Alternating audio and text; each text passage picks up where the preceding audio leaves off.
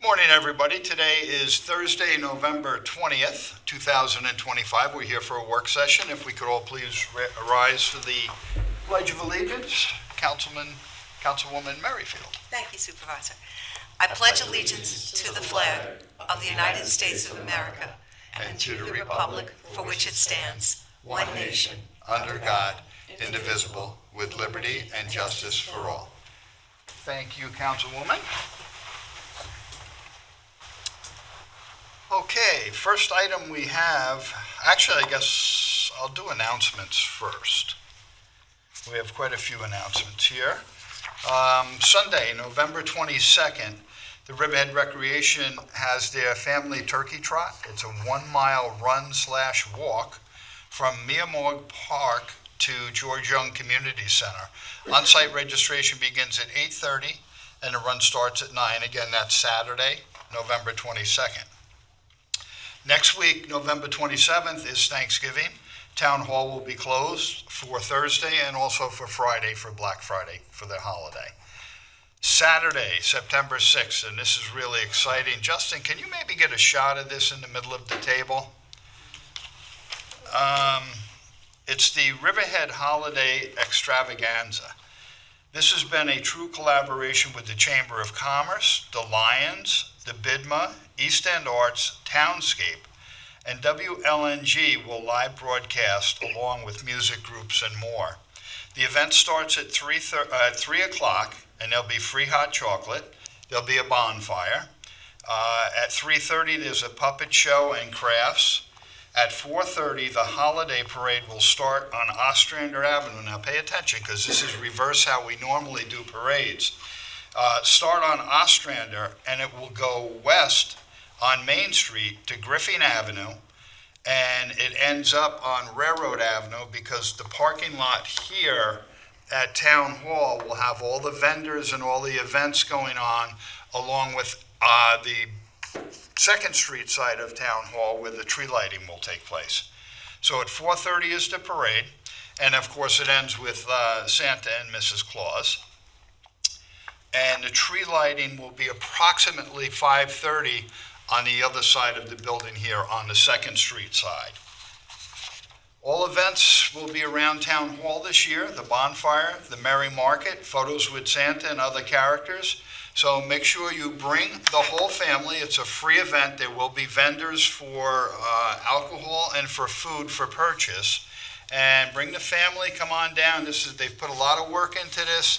And if you look at the flyer up here, and this flyer is on the town website also, there's a QR code on that. If you scan that QR code, it will give you all the details and probably a little bit more than what I just said. So make sure you do that. And again, that is Saturday, December 6th. So in lieu of our regular holiday parade that has been done for years, this is being done a little different, and it will end up here at the Town Hall where all the festivities will take place.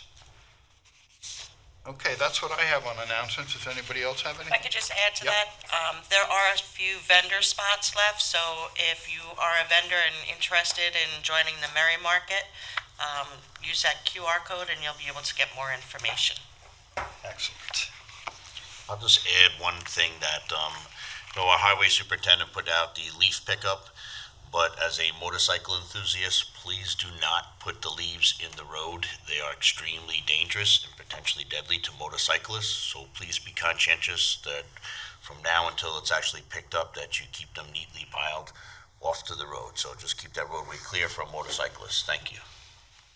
And don't blow your leaves out into the road. That's a code violation. You can get a ticket for that. I see a lot of landscapers just blowing everything out into the road. That's dangerous and it's illegal. So bag them or put them in a pile and wait for highway to come by and pick them up. But do not blow your debris out into the roadway. Okay, first item we have on open session. This will be with Kevin Wood, and it's matters surrounding a proposed parking plan for downtown. And it will be with Denise Merrifield and Dawn Thomas. Kevin, come on up, please. Hi, everyone. How are you? See you again. Okay, I'm going to use this trusty PC here. Okay. Courtesy of Justin. Already I messed it up because I'm a Mac user.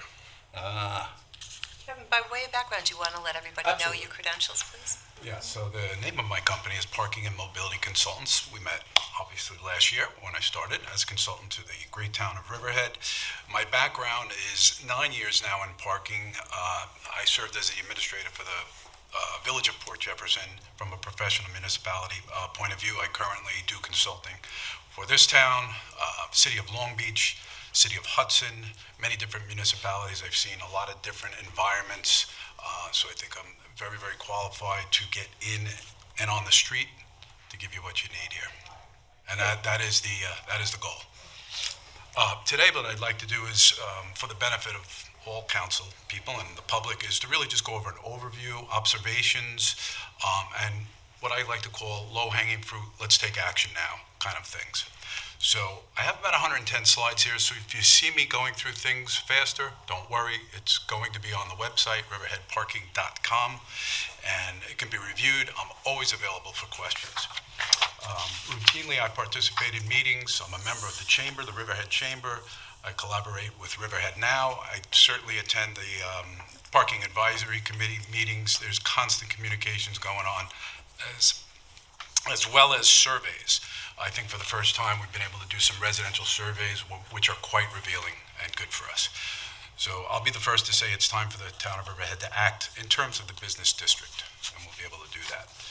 If you'll have me, I think this is a good way and a good plan here, today being the first report and educate work session. And as I said, recommendations for the low-hanging fruit that we can improve right now. Again, if you'll have me, 3 more work sessions. Number 2 being bringing forward specific recommendations and reasons and identifying costs related to those recommendations. Work session 3, invoking actions, talking budgets, personnel, and technology. And then work session 4, addressing, and we might be able to combine these, addressing the future of the parking district itself, addressing parking district advisory committee concerns, finances, a deep dive into the proposed multi-deck, but I'll also defer to Dawn on that at your speed and what you're up with. So I've often heard, and you've probably heard it, Riverhead doesn't have a parking problem. In fact, you almost always have parking. But my response is, you really want Riverhead to have a parking problem.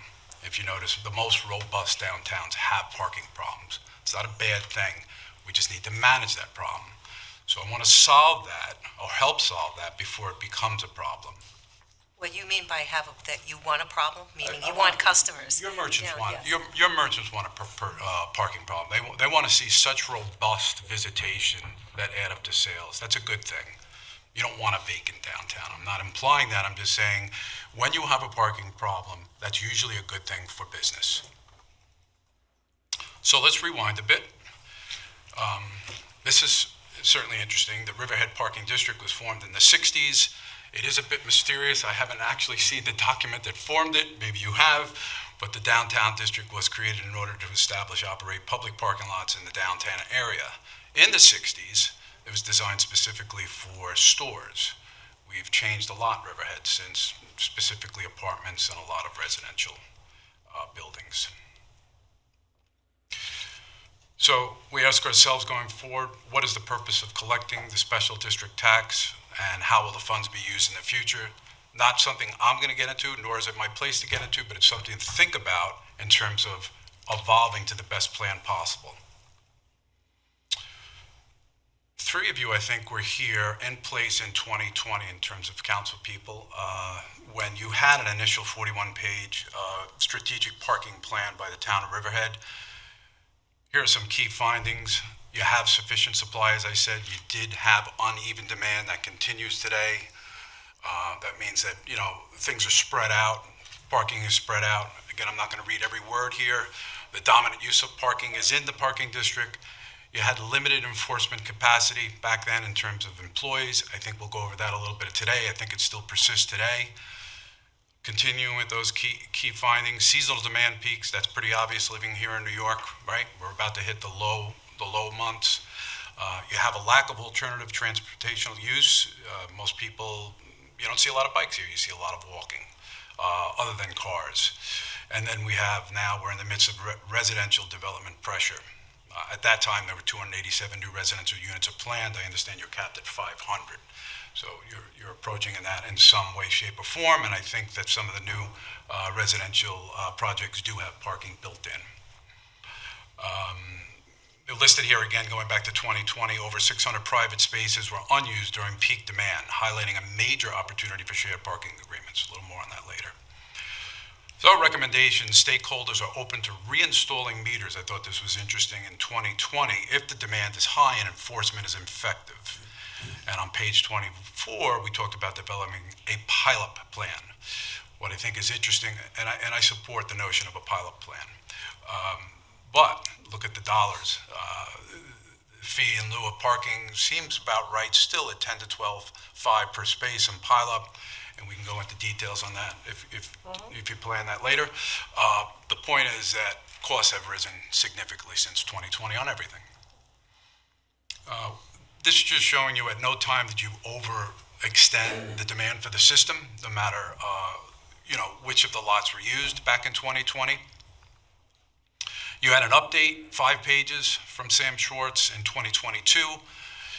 Key findings there were total parking spaces 2153, new parking demand 2800. So hey, we need 647 new spaces, but that was based on some things that they haven't happened yet. The TOD transformation hasn't happened yet, and I understand the Suffolk Theater renovation hasn't happened yet.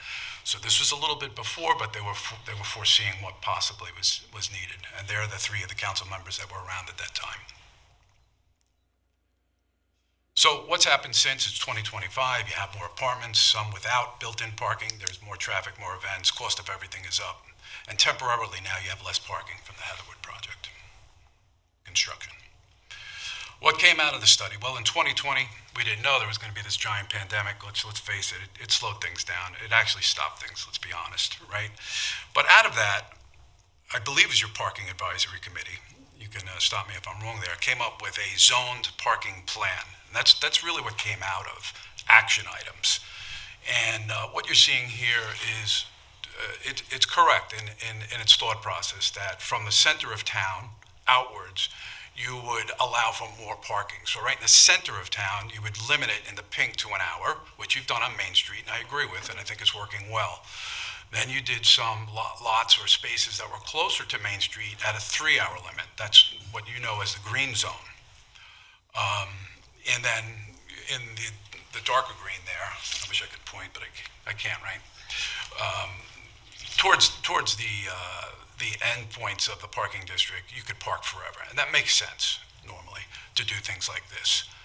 The issue has been, this is never, in my mind, and in my talks, and in my surveys, and in my interviews, it's never been properly enforced. Fast forward 2025, and I'm going to go through this rather quickly, but it's going to show you the challenge that I have as a consultant, and every one of us has. Who should a good managed parking system serve and please? A managed parking system must balance the needs of several stakeholders, often in conflict. Successful systems focus on access, turnover, fairness, safety, and economic vitality, which naturally serve a broad set of users. Specifically, we're trying to serve the downtown visitor and shoppers, and you would possibly stop there. But we're also trying to serve the local businesses and merchants, downtown employees, residents that we now have, many hundreds of residents, delivery and service providers, UPS, FedEx, more than ever, we're in an Amazon world, municipal leaders and planners that are sitting right here and in this room, public safety, police, fire, EMS, access, transit agencies, mobility providers, coming up with the LIRR, but also buses and also drop-offs and all kinds of things. Downtown property owners, you're dealing with a lot of them on a month-to-month basis. They have to be part of the conversation. The environmental and sustainable community has to be part of the conversation. So in a nutshell, the purpose of a good plan is to support the downtown economic viability and vitality, maintain safe, orderly, and fair curb use, and ensure equitable access for all user types. That's a big, big mouthful. And that's why you've probably seen through the years, even before my time, stagnation, because it's a lot to take in. And when you make a decision, there's always going to be somebody unhappy on the other side. That's just the way parking is. That's kind of why I love it. current parking mobility situation, Riverhead is having a renaissance that will impact all town services, and that's a great thing. I feel really good about Riverhead in the future, personally. Existing convenient parking availability is growing tighter. We have redevelopment, so that is true, that's happening. That being said, you're very, very lucky to have some of these shared parking, including this lot right out here, which has been magnificent for events. There's certainly a desire for town government and its leaders, being the chamber, this new group, Riverhead Now, the bid to provide high levels of public service and solve parking issues. As I said, walking is the primary option right now, other than driving into town. Suffolk buses go through, but they don't usually serve within, and businesses are dealing with less space for their customers. We're hearing that. And they're concerned for overall business or lack thereof. I'm hearing that as well. This might be the first time you're seeing something like this. We're developing an interactive map, but this is a stagnant map, and for the first time you're seeing clearly dark blue being the parking district, S being the shared locations. And again, I wish I had a pointer, but you can see, is that the east end or the west end? It's the west end, right? Yeah, west end is yellow. Right, so you're seeing the Long Island Railroad there, you're seeing this lot, you're seeing the court lot, you're seeing some private spaces with the aquarium, and you're seeing, interesting, I pointed this out, and I've been talking to this property owner. Off Maple, there is an ambiguous lot. There's a lot there that is being used, sometimes by some people, but it's ambiguous. It's an empty lot. It's privately owned. I consider this to be something that we should look further into, shared parking opportunities, especially when they're this close to Main Street. I could talk for an hour on this slide. I want to get to the bottom line here. I think that everybody involved in the project of parking should recognize that these are assets and they're valuable assets. Each and every parking space has a value to it. You could argue about what that value is, but if you go through the math here, you can see that there is supported spending of $135,000 to $197,000 per space. Cost to build a new space today is roughly $50,000, depending on what type of facility you're building. The point is, everybody that's involved in this project should take these spaces very seriously, just as you would at your home when you're upgrading your home and you're taking care of it and maintaining it.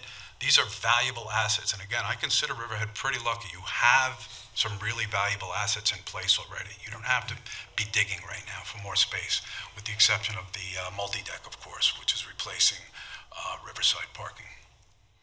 Key takeaway here, I've just talked about, and the good news I just talked about. We've done in-person interviews. I'm going to summarize that. Right in the stores, talking face-to-face, over the counter, again and again, and I hear Main Street parkers stay much longer than the 1 hour maximum. That's been a problem. Main Street businesses would like to see strict enforcement. That's their words, not mine. Many businesses have economic and foot traffic concern preceding parking, right? So we have to recognize that even before we get into the conversation of parking, they're concerned about their business because the world is changing and Main Streets are changing. We enacted surveys. We did both. Business surveys are easy, right? We have the addresses. Residential surveys were a little bit hard. You know, went to the facilities. You can talk to some people, but it's better to mail, and we did that. We mailed directly to them, and we had some great collaboration with some of the property owners. The 5 properties that were involved in the surveys you see right here. 2 of them which have provided 0 spaces for their facilities, and so what you're seeing is a net gain of need for parking spaces because of that. Apartment residents in downtown Riverhead generally find parking to be a significant challenge, especially evening. They express strong support for new parking structure and emphasize the importance of safety and proximity when parking. We hear that constantly. They're concerned about safety. I'm not going to read every word here, but you can see percentages here when you review this. Number 1 concern was security and safety. Secondly, proximity and destination to where they're going, time limits involved on these parking spaces, sidewalk conditions, and weather conditions, which of course we can't control. Parking is a major pain point for downtown residents. These are some takeaways. Safety, sidewalks, and lighting are just as important as the number of spaces available. Support exists for a structured parking deck, but location and resident priority access matter. All right, so let's be honest, if we're interviewing a resident, they're going to say that their points matter. If I interview a business owner, they're going to say their points matter. It's just the nature of human beings. We know about the flooding at Riverfront, and we know what we're doing about that. Residents want a permit system or reserve zones to reduce competition with restaurant and bar traffic. We'll get into that. Survey results, apartment dwellers, again, dedicated resident parking sections or permits, better lighting, safer lots, improved sidewalks, ADA access. Again, you can read through this because I have a lot of slides. I think this is important. These are some actual quotes from Summerwin residents. Some people allowed me to give their names, and I will show that here. The green space system does nothing, doesn't help parking congesting during downtown events because the time limit is too generous. We haven't even gotten into enforcement. They're saying the 3 hours is too generous. Others may argue. Then downtown residents get punished with tickets for leaving cars in green zones overnight after events end. Here's somebody talking about having a private, that's not Riverhead's fault, right? The apartment complex that they live in didn't have private parking. Gerald Davis, big paragraph here. I want to get the takeaway here. I do not want to go into reading this whole thing, but again, this will be up for you. Just talking about some of their challenges. Really important to listen to some of these folks that live here day to day. Somebody talking about an unnecessary park. They think they get more parking there. We share parking a lot with the gym. There never is any parking, but we park in an area where we aren't even supposed to park, but otherwise there would be no parking. All apartment buildings should have their own designated parking spots. Okay, there should be no surprises there. People who live in their apartments should get parking stickers for spots in the public parking areas. Again, this is complicated because we only have so much space. Dedicated parking spaces for handicap. I think this is important. Having to wait 2 hours for an open space in handicap to become available to be able to park close to an apartment and walk up your apartment with your bag of groceries. So given specific addresses, you know what projects these are.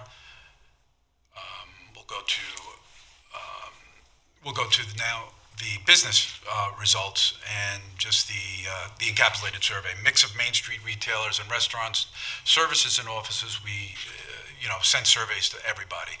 Strong representation from businesses directly affected by parking turnover or lack thereof. These are all the businesses that we spoke to or surveyed. Should recognize all of them. All right, let's encapsulate this. How often business owners find convenient parking? Okay, not terrible.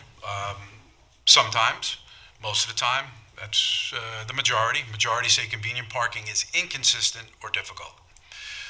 Where business owners park? Four different places where they park. Employees often need to park further away to preserve spaces for customers. That's okay.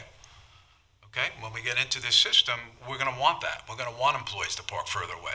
The key element is safety for those employees. We talk about Main Street parking abuse. Businesses, do businesses on Main Street notice cars parking too long on Main Street? 16 out of the 21 said yes. So they think it's affecting their business and turnover. I asked, what do you think? Who's parking there? They thought courthouse, municipal employees, long-term local residents from apartments, workers from other businesses, and commuters, people parking for the full day. Most people thought the same cars did not park overnight. That's a good thing. Here's the perception of parking enforcement, again, through the eyes of businesses on Main Street. Inconsistent parking enforcement, some blocks ticketed heavily, others barely at all. People know which streets don't get patrolled, and so they act accordingly. Lack of clarity on rules and signage. Businesses strongly feel turnover rules aren't enforced evenly. Requested improvement, stricter and more consistent enforcement, clearer signage and better communication of rules. Dedicated employee parking areas, more spaces near Main Street, better lighting, wayfinding, and maintenance. I'm going to talk more about that as we get into this. These businesses were asked, would businesses support limited paid parking near Main Street? This is without being educated, and I would say we're about halfway there because the maybes are not educated, so it's 10-10, and more people are requesting more information. That has not been actualized yet. Of course, if you read that bottom sentence, there's concerns on impact on customers. I'll just say this, and this session is not about paid parking, but I will say that if it's priced correctly, we have not seen in other areas any impact on business. When it's not priced correctly, and this just happened in Port Jefferson, they tripled the rates, and you can tell me the reasons why, because I still don't understand it. And yesterday, they just changed that to free parking. Yesterday's board meeting, so they listened to the business owners. Overwhelming support from the businesses to replace the lost spaces that are eventually coming from Town Square. Clearer, wider communication. My background is communications. I have specific recommendations on this going forward. General sentiment from businesses, parking is not yet a managed system, and enforcement is predictable, encouraging abuse. Businesses fear customers are frustrated and avoid downtown. Many feel progress is possible with better structure, clarity, and enforcement consistency. It's all good news. This is stuff we can change. I gave you so much information. I'm going to skip through past this. You can read it and go into it. A couple of open comments. Most part, good flow. We need paid or limited time parking. This is a business saying this on their own. Parking enforcement and police presence, while the parking on Main Street clients don't feel safe walking behind my buildings in the alleys at night. So we can talk about lighting, we can talk about police presence and things like that. I would love to see a parking garage. I think it would help out a lot, but I really think we need also to focus on panhandling in Riverhead. This is a huge issue with downtown Riverhead. Also safety concerned. Please don't make residents and business owners with parking stickers pay for parking. Sunday should be free. So we're getting into things again before us, but it's good to have these historical comments.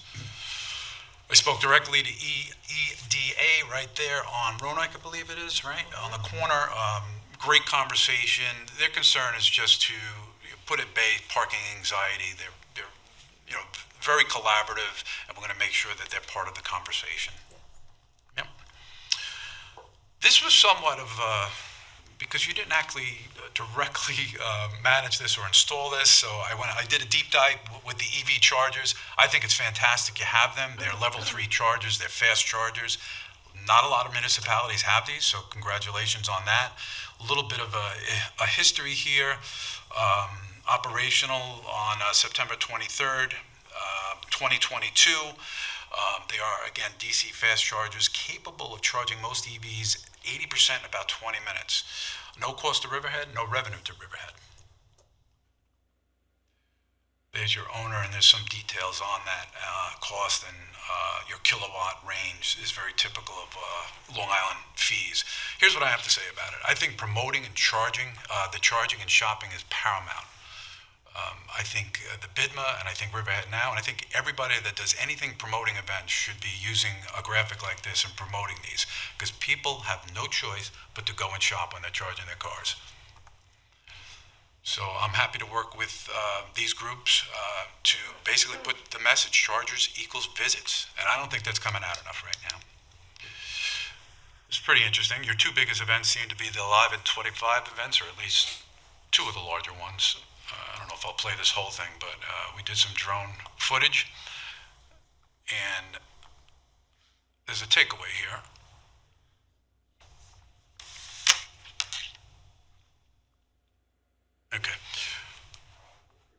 Okay, your lots at 5 p.m. are available.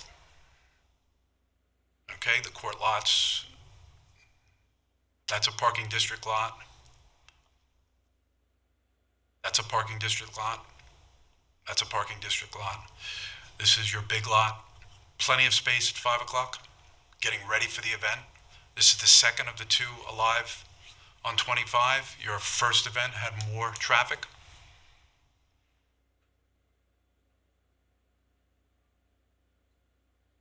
So no guesswork here, right? So people, talk about 20,000 cars. There were probably 2,000 to 3,000 cars that came into town, but you accommodated them very nicely, I might add. And then we'll get into when it became 7 o'clock, and that there's a big difference. Right? So everybody can find a spot, go eat dinner. Now we start to see things fill up. We see circling, we see looking for space. But the Court and Long Island Railroad lots still remained available. The lots closer to Main Street became full.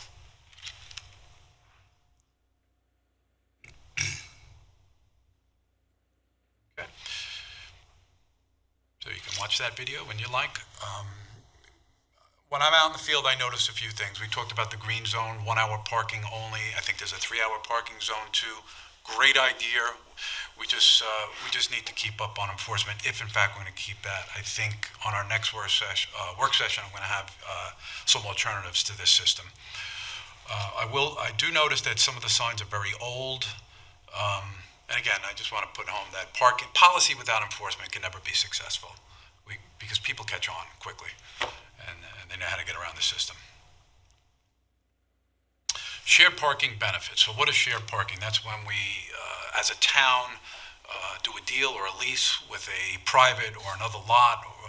In the case of the Long Island Railroad, I don't think you have an implied. Do you have an implied or a formal relationship with the Long Island Railroad lot? That's our lot, we own that lot. Oh, you own that lot? Yeah. Okay, good. All right, so we'll change the designation on that. I didn't realize that. You don't own the court lot though, right? Half of the court lot. Excellent, okay. Going forward, if there are lots that are available, rather than building a lot, that's the idea of shared parking and the benefits. Fantastic, it's a great thing to do. Rapid increase of available parking without building new lots, because they can be expensive. Cost-effective solution for taxpayers. Support economic development and downtown vitality, gotta get that word right.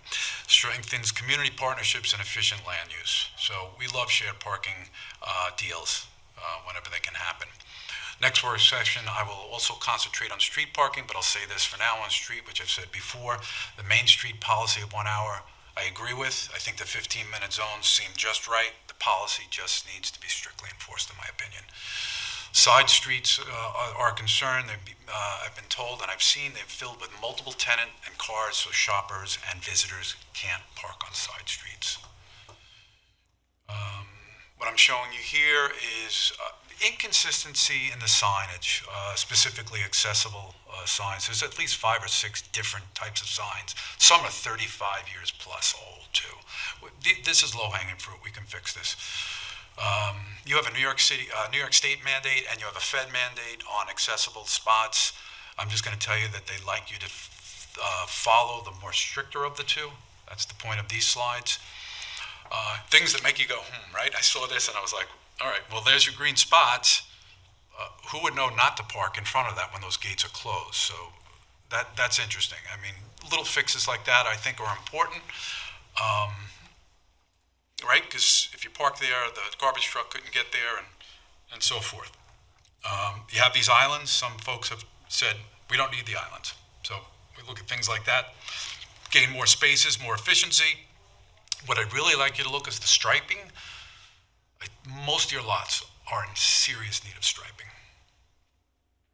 So that goes to the value of the parking space and how important it is to keep up on that. These signs are great. I'd like to see them continued with that theme and design. Fantastic.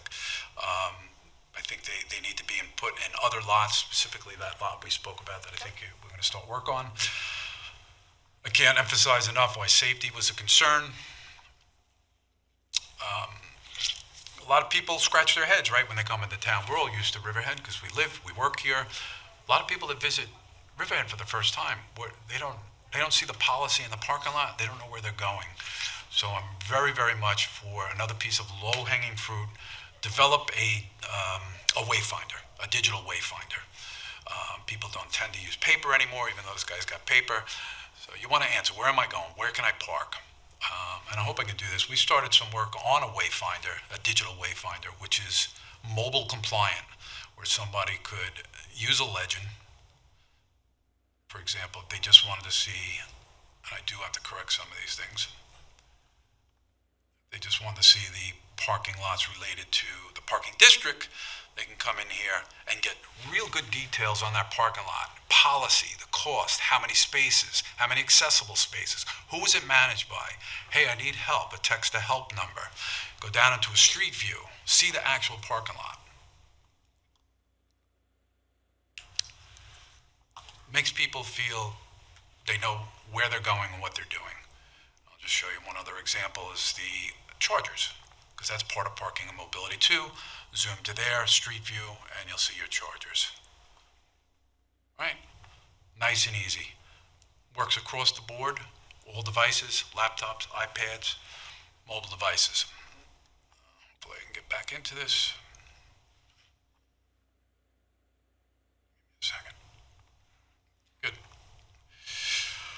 enforcement data, and I think you have Chief Frost coming here later. This is, and by no means any judgment on the system or what he commands and what he oversees, but what he has told me directly is 3,500 citations were written town-wide, January through October. 534 of those were downtown Riverhead, that's 14%. As far as I can see, 0 were written for overtime parking. So we have a zone that's 3 hours or 1 hour. We have Main Street to 1 hour. We know people are breaking that zone. We need to start enforcing. I have a slide here on, how parking fines should actually create compliance. That's part of this. Dawn, we talked about and you enacted a reverse shared parking opportunity where we had a lot, and we lent it out, for lack of a better word, to Suffolk Theater during one or both of the Alive on 25. Worked out just beautiful, and that's Gary's words. So we want to see more of that. This is a concept only. Many of the businesses have communicated to me they feel challenged during this construction period.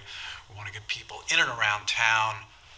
To me, this is a beautiful sentiment. This is such a possibility here to have a trolley that it promotes Riverhead, if nothing else, and then people that ride it can get back safely to their parking lot from other parking lots or downtown establishments.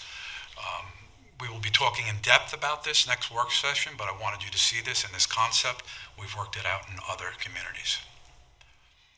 I'd like us to take the intangibles of parking into account. Parking administration and leadership, when it's everybody's responsibility, it's no one's responsibility. This is just a human thing. The administration of a vision program is going to be paramount going forward. I'll say this too, the Riverhead parking experience is really a precursor to the downtown experience. If you like what you've done when you park, you generally feel good about where you're going.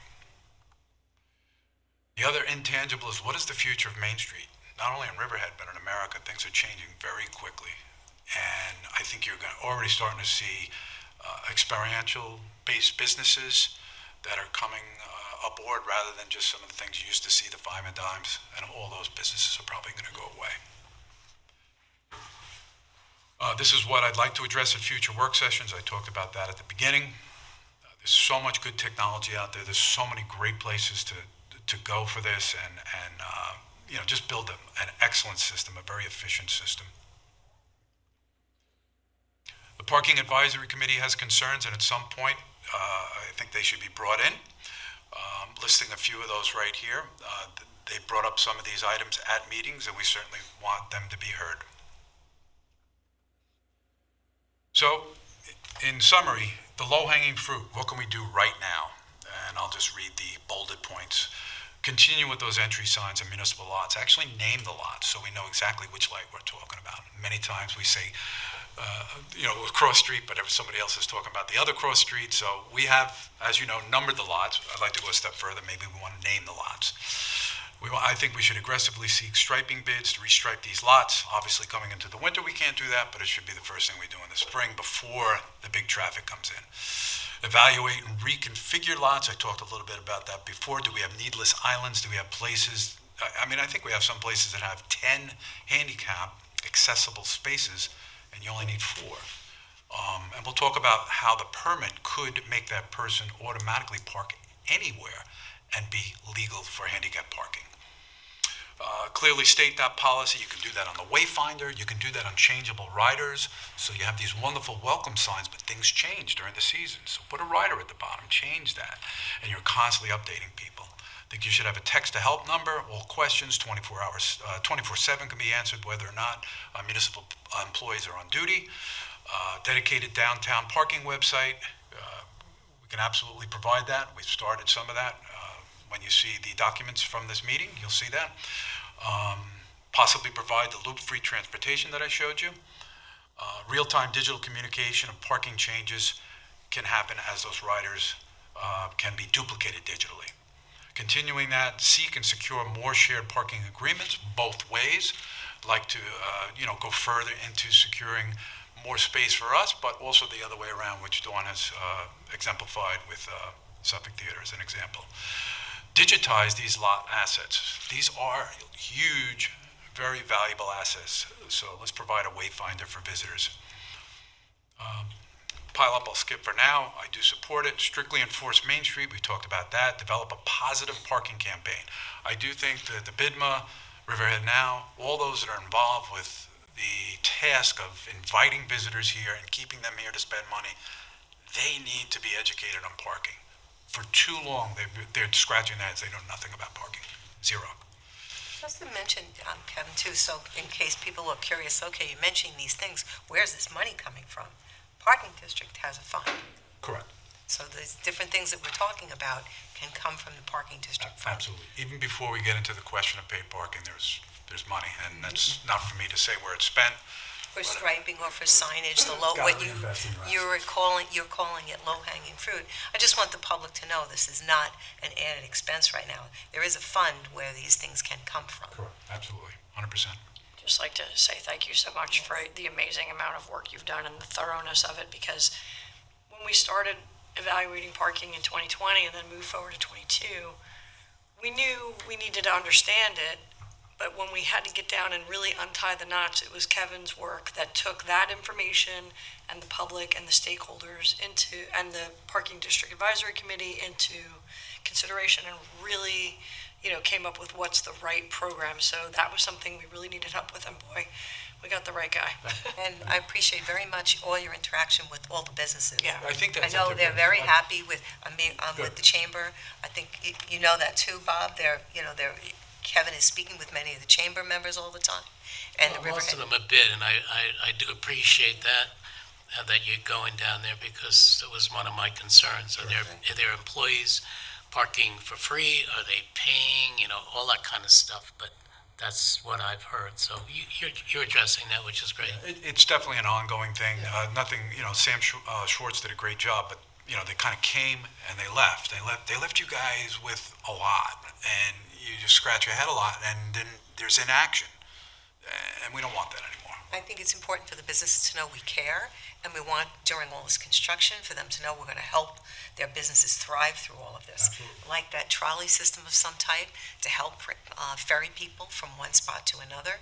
And at your next presentation, I know you're going to talk about the handheld devices, make it very easy for the police to enforce Yes. the tickets, and the payment is all online.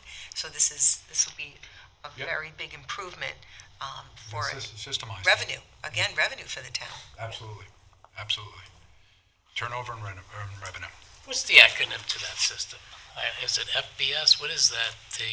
When they give tickets, they just scan the plate and the ticket comes out. What is the? You're currently using FBS for infractions, but there are systems out there that are cloud-based that are more, because I understand you're looking for beach permits. Yes. Systems, and I would advise you not to go with 2 or 3 systems for this. I would go with one town-wide system. So it would be my job to put 3 entities in front of you that do this best.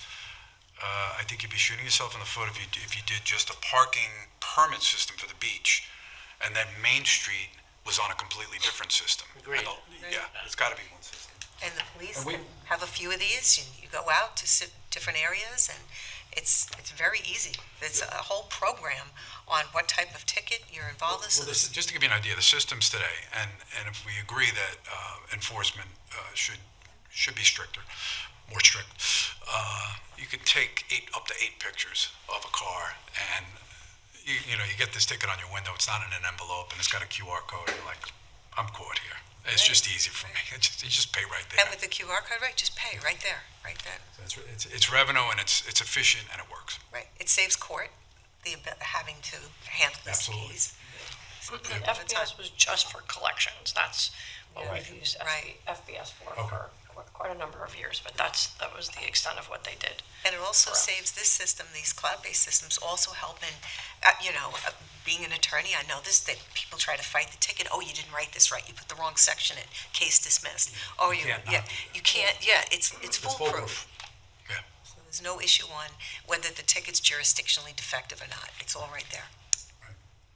So I know next work session is December, but I'll come back as soon as you need me to go to the next phase. But please keep these low-hanging fruits. Are very, very, Kevin, I'd like to meet Top of with mind. you, Rec, and PD, because Rec is looking into a gate system in 2 of their beaches. So there are other towns that have that, Yep. and you said there were 3 companies, and I totally agree, should be 1. So at some point, I'll contact you, and then, The most important thing is how these systems talk to each other. You're going to have a separate hardware company for the gate, right?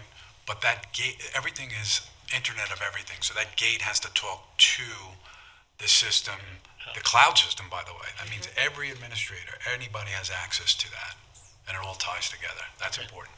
I'll get in touch with you on that. Yep. Thank you. Okay. So I guess this Excellent. is- We will have all this information that we can sort through and read through also. What I just did will be on the website by 1 o'clock. Would you mind emailing me a copy of that? So that, because Yep. the website is still not where it needs to be. Thanks, everybody. Thank you, Kevin. We'll see you in parking. See you in the park. No, at 4. 4 o'clock, right. All right, next up, we have matters surrounding the monthly police report with Lieutenant Devereaux.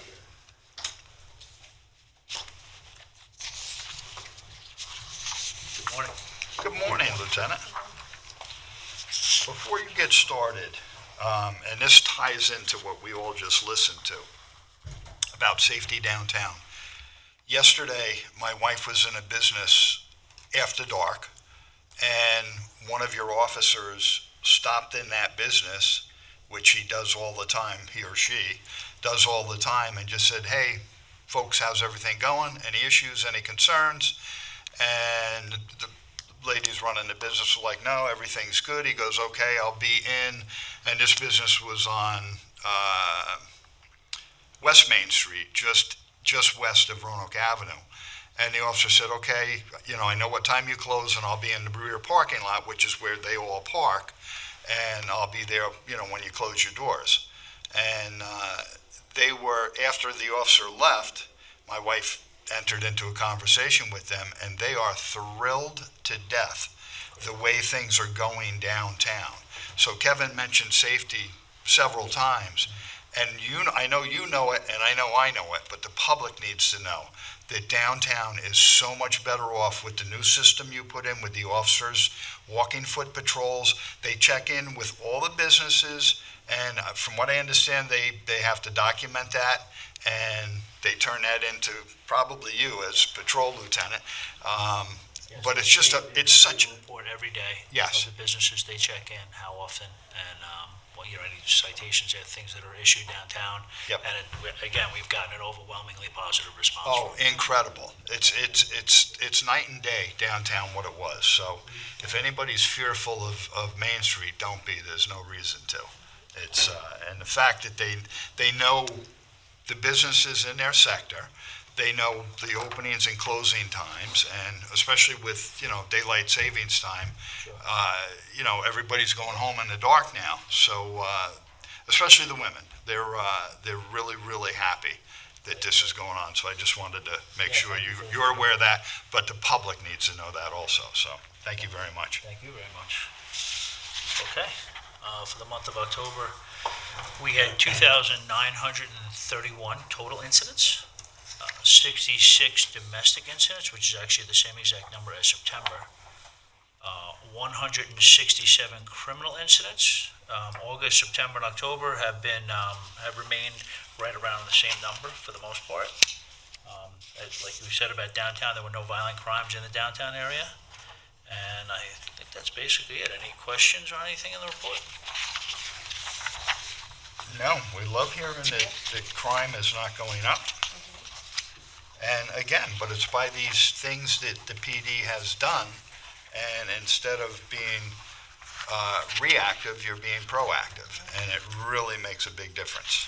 It makes a big difference. Right, down from 209 in this time last year down to 167. That's fantastic. It does. The presence of the police scares off the... It's great to have the Omnipresence, right? The amount of Omnipresence. personnel we have, all those things really help. Well, that's also why our taxes go up, but you know what? That's a good thing. And most people are not complaining about paying more taxes because of public safety reasons, so. Glad to hear it. Excellent work, sir. Sir?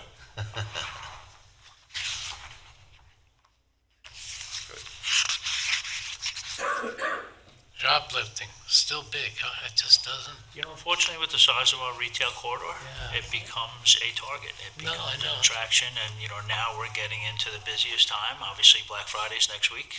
We have the full Tanger detail and everything else, and along with that will come the other traffic too.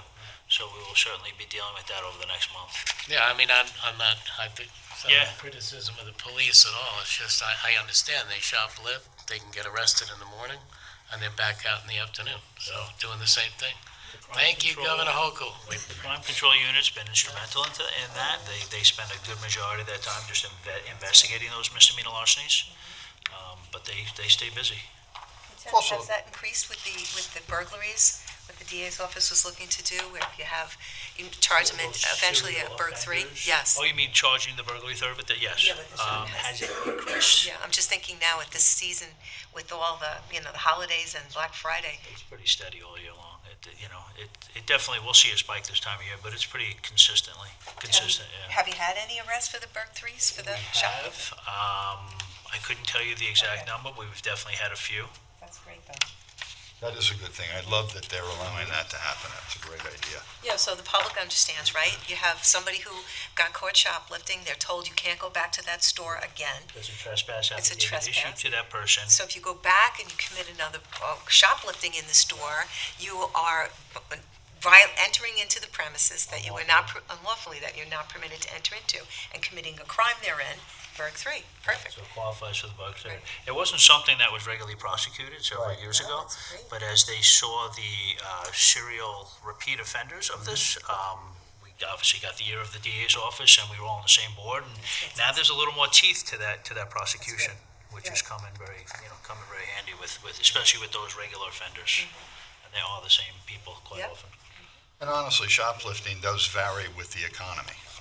When the economy is bad, there's a lot more shoplifting. I mean, it's just Yeah. people have to steal to eat, apparently, is part of the problem. And we see a lot of people who are, regular offenders further west, and then those store owners, managers, employees get to know those people, so then they say, oh, we'll come out here.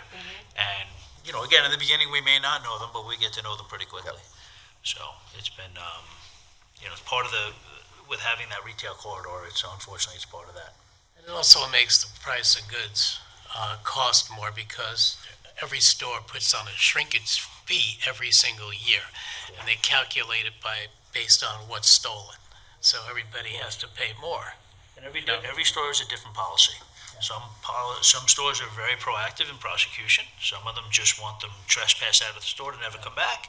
And some of them really are very hands-off. They don't want the liability of their employees, partaking in the prosecution. So it all depends on the store too. Great job. Thank you, Have a great Lieutenant. day, everyone. You too. Have a great day. Okay, next up, we have matters surrounding the monthly Justice Court report with Counselor PILO.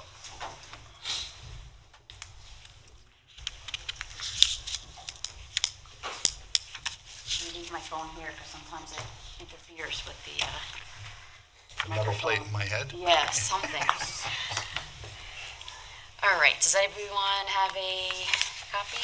Yes. Okay, I have some extras here. So we had some pretty good numbers for October. You'll see the blight mitigation and fire marshals are at the top. A lot of the blight mitigation was neglected structures, things like that I was kind of parallel tracking with the 251 cleanups. So what I'll do is code will issue the notice of violation, the tickets, and then a 251 cleanup action will be started by you all, and then I'll hold the case open until I see that the property's been cleaned up. And then really the only fallout left from that would be the unregistered vehicles, which I put pressure on the property owner to do while everything else is happening. So that's been a highlight of October, I've seen. Just going off of PD's reports about downtown, as you can see, part of it is because it's getting colder out, but the human services portion, that's your open alcohol, your public urination, your panhandling, things like that. It is going down a bit, Panhandling is a little bit tougher to enforce because if someone's thinking about asking someone for money and they see the presence of PD, they're obviously not going to do that. So I believe that they're down a little bit because PD is the presence there. We do get some in, and we've been dealing with those as they come in. Parking, we mentioned before earlier in this work session, a lot of it is the kind of struggle between apartment renters and the business owners. So I do see a lot of that, a lot of people parking in handicap quickly or leaving their car running their groceries up. So there's a lot of those that I deal with on the parking calendar. And the striping is also, an issue. People will get the ticket, take a photo of their car, show that the striping was confusing. A lot less of that has been happening now that we've been able to get these businesses to clean up their parking lots, but that certainly is something I see a lot. So when we get the striping better, this will make it easier for the ticket. It's a more cut and dry case. It's an easier trial. Believe it or not, a lot of these parking cases do go to trial. So Because they all have phones. Yeah. So fire marshal, the reason why those totals are a little bit higher is the increase in fines that we were working on through all of this year, and also there's when you make it clear in court that this is a life safety issue and this is a concern that, thank God the fire marshals went there and noticed that there were illegal fireworks being stored improperly, something like that. Thank God they were there on their routine inspection and they caught it before, something really tragic happened. So that making that point makes it a lot clearer to the court and to the defendant that you're almost lucky that you're paying this hefty fine rather than what could have happened if fire marshals weren't on top of this. So that's something that I noticed more significantly in October. And I know there was some questions about transient rentals. So moving forward, if I have a transient rental case in justice court, I'll make note of it and I'll give the board a monthly update on how that's heading. Which it may be more helpful for myself and code enforcement to kind of come together on that one and sit together in front of you all for those. So that's what I got. Got some trials coming up early December. Early, but after, in January, could we get like a year end of all the surcharges? Yeah, like I did last year. Yeah. Yeah. Yep. I'm compiling them anyway, so. Yep, it's just good to know if there's a park and rec or something, we need picnic tables or something. Yeah. There's some money in there. Yeah, there's a good amount of money. We're just hoping that it actually gets collected. That's what I was going to say. Maybe we should have a column where actually paid versus default judgments. Yes, which is in the, that's within the justice court staff control to see who's coming in and making those payments, whether it be online or in person. So. Good job. I've heard more than one person comment on where Staples parking lot is. I know it's not there, but people have noticed that. Great. I'm very glad it You was did a able to great get job done. on that, Thank you. and so did Mr. Downs. Yes, I couldn't have done that without him, for sure. Very good. Thank you very much. Thank you.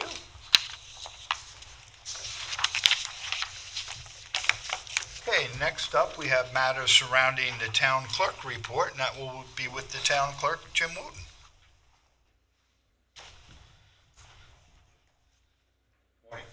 Good morning.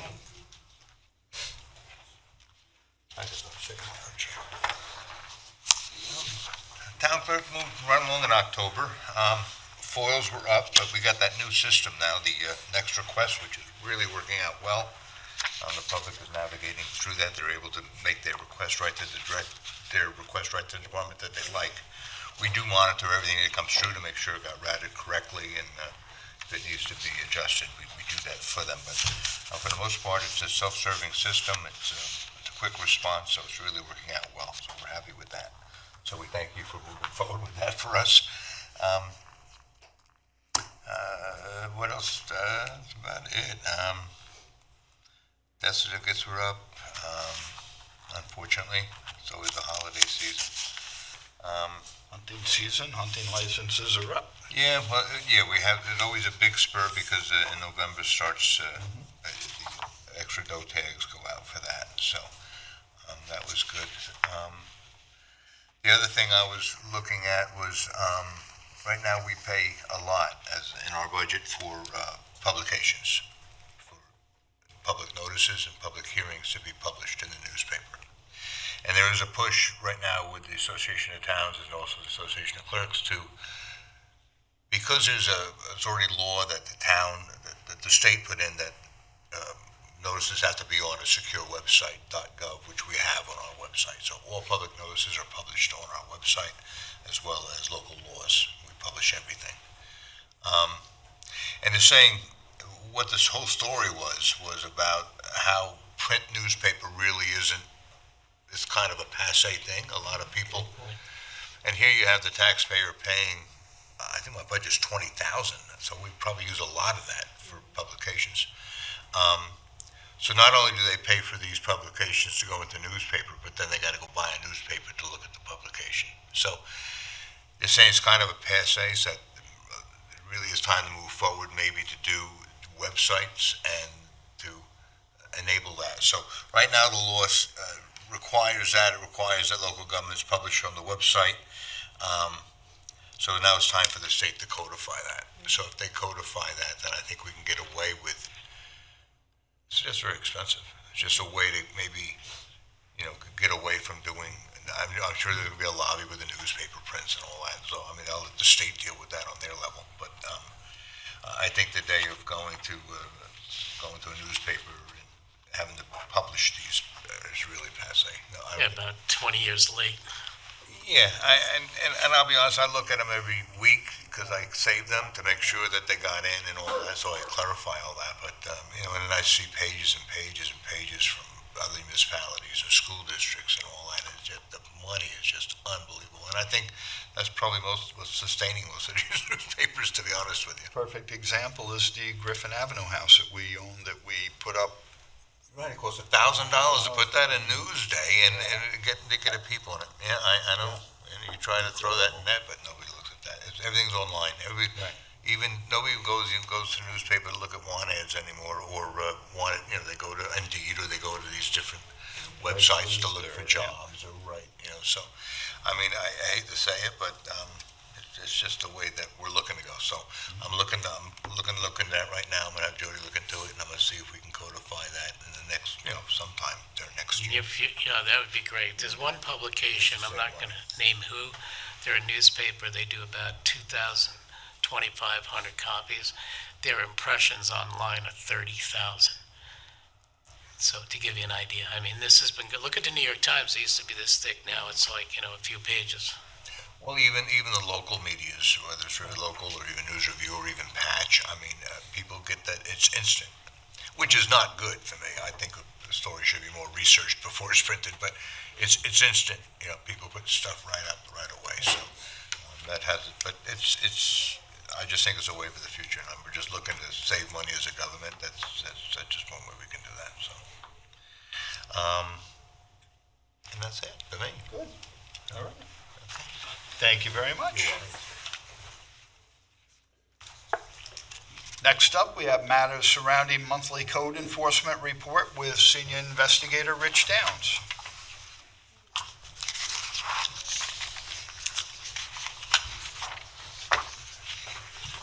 Good morning. How's everybody today? Good.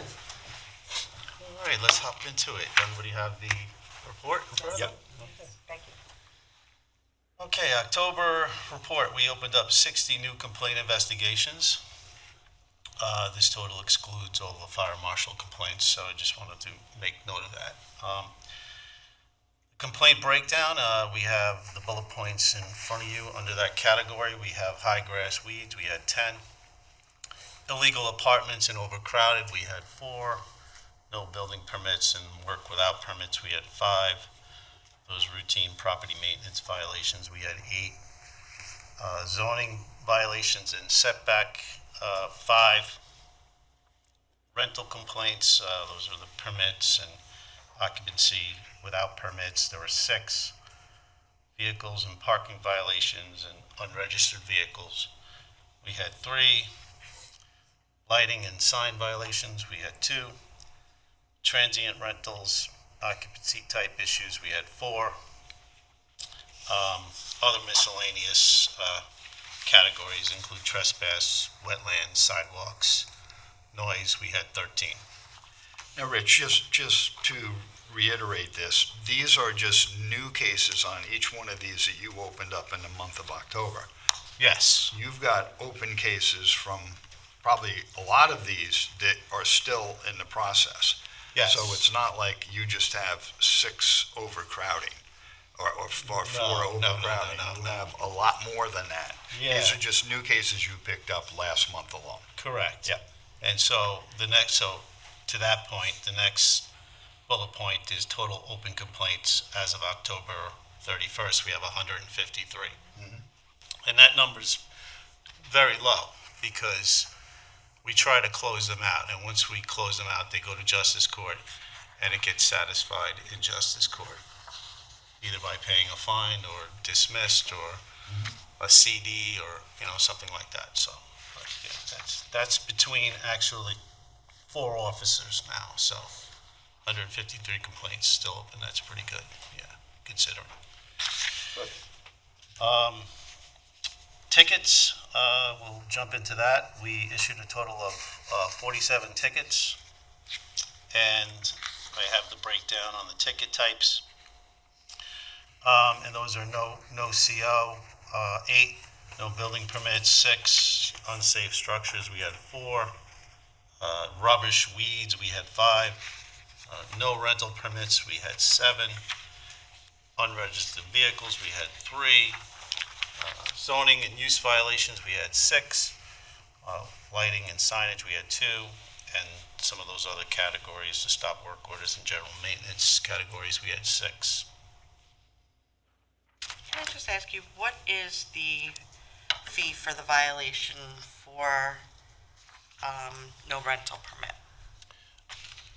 I would have to check, but I think it starts off first offense 500 to 1,500 for the first offense, and then at 1,500 to 2,500, and then it goes up to 3,000 to 3,500 or somewhere along those lines. Yeah, And then you it also, could be more on the first offense. I'd have to look at it, but we did change that. I Yeah, thought so. and Rich, correct me if I'm wrong, and you won't give a rental permit to people who are repeat offenders. Isn't there a provision there that, if you do it so many times, we're not gonna let you have rental permits? well, Is no, that I don't think that's exactly written in the law like that. I mean, once you satisfy the violation in justice court, then you potentially can get a rental permit after that. okay? That's all right. Yeah. How much is the rental permit? Depends on how many bedrooms are in the house. So your routine, on an average, it's about $325, $275 to $325. And that's your typical, your 2-bedroom house would be $275 or $225 or however it works. It's $75 per bedroom after that. And that's each year. Each year, yeah, Right. annually. And we inspect annually too. So we changed that. We don't do the biannual inspections anymore. The fine is a set fee regardless of 1-bedroom or 3-bedroom. Yeah, the fine for no rental permit is a set fee and the penalties provisions in the code. Yeah. Kind of look at if it's a 3-bedroom home, it should be 3 times the price of the permit. So that if you were going to be paying $300 for a rental permit, you should be paying $9 when you're caught. Oh, without one? Based on the size, because that's what they're doing. They're looking at what the cost of the permit is, and then that's what they're trying to decide on whether or not I'm going to get it. Yeah. If the violation is the same as almost the cost of the permit, then why get the permit? Why not gamble and see if I get caught? This is the thought process. Yeah, sure. Good point. Something for us to look at. Yeah. All right. And I'm, in that same vein, maybe there's a provision we can work on that. If you're a repeat offender and you do this a couple times a year, we're just not gonna give you a rental permit at all. Yeah, I would probably have to defer to Eric Right. on that to maybe comment on whether that's legal to do, So, it's out of my wheelhouse. Okay. All right, rental properties, since we're spinning off comes. into it. Here's Eric now. He's sort of, I thought that we had something in the code, so that we're working on that. If you, it had to do, I think, was it with building permits? You're just prohibited from getting it. I was wondering if we had a similar situation with if you're a repeat offender on this, allowing no rentals. rental permit. Is there a provision in the code that states that they can't get a rental permit if they're a There's a repeat certain number offender? of them. I don't believe so. Yeah. Can we do something like that? I would have to look into that. Yeah. I'm not sure that we can. Because I know we do something with the building permits, right? I would assume there's some kind of constitutional implications to doing that, and sort of like your right to use your property in a way that is, generally permissible to everyone else. So But I don't know we if can you- we can look into that. It's never really been contemplated before because of those constitutional implications, but I'll certainly look into that. Rental properties, we'll jump right into it. Inspections, we had 71. Permits, we issued 89. New applications that were submitted, we had 53. And revenue collected for the month of October was $26,625. Year-to-date revenue is $287,750. My question now is, we have to go into every home every year for the rental permits. Yep. Okay? How are we on course for that? So as we're now in towards the end of the year, are we hitting every single rental home this year? We're doing the best we can because we have to rely also on the owner requesting the inspection and being there at the time that we're inspecting. So we do have some issues with owners that get the 3-month registration, fail to call for their permit, for their inspection. So it's a constant tug of war, to get that inspection done, but we're doing the best we can to keep up with what we have. The permit wouldn't be given until the inspection is completed, The correct? permit wouldn't be given, so what we do right now is we issue a 3-month registration, giving them 3 months to get the inspection. If they fail to get the inspection within 3 months, they gotta start all over again. Okay. So, but, it's a tug of war though. An application fee? Yes, So a that whole repay. nother application fee, you gotta start over, yeah. I just want to make sure we're Within getting 3 months. 3 months, yeah, Just want to make sure we're getting in these houses every year. yeah, we're getting in as best we can. We lost a couple of people, as you know, we're trying to rehire some people, we gotta retrain some people, so there's a little bit of a lag right now, but we're getting there. So where are those job opportunities posted, in other words? So if we're looking to hire code So, enforcement. yeah, we had 2 part-time code enforcement officers we're looking to hire in place of Kyle. They will be probably specifically doing rental inspections, and I'll cover a big bunch of our backlog. Are they on our website or something? How will people It's know on the that website. it's available? It's on the website. Ashley's already taken in a bunch of applications, and I think we're trying to set up interviews for next week. Okay. Yeah. Good, thank you. Yeah, absolutely. All right, so just notes, several active investigations are being monitored for potential Supreme Court action. We're in coordination with the town attorney's office on that. Additional training and internal review sessions held routinely with the town attorney's office for enforcement procedures. Code enforcement staff continued working collaboratively on multi-violation properties and compliance monitoring. And that's about it. If you guys need any further details, I'm available. I just want to ask you about something that Councilman Rothwell was talking to me about the other day. At Diggers, with the garbage bins in the back there, it's really getting out of hand. Is there a way we can have more code enforcement watching that situation? Well, so me and Councilman Rothwell talked about this yesterday.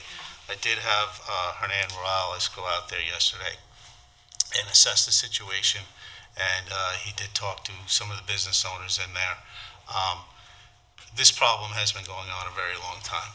It's been going on for at least 25 years. I think Supervisor Hubbard can attest to that. Absolutely. I have emails dating back to early 2000s that this problem, and it's constantly happening. So we got to look at some other methods to control the situation, I think, and I'm open to ideas. I have some ideas.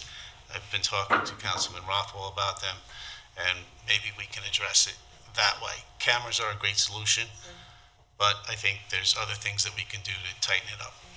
The reason I'm mentioning it is because I think you were mentioning also about increase in like furniture. Because of the apartments, Yeah. people are leaving and they're just dumping their Yeah. unwanted furniture. So it's getting worse with the apartments. Dozen mattresses in there. It's constant, so we used to have Lovem Shelter there a long time ago, I think you remember Love, and they had the apartments upstairs, and so they wouldn't have a dumpster, but they would just throw, if they had an eviction or somebody was leaving, all the furniture, all the mattresses, the dressers, they would all just end up in that corral.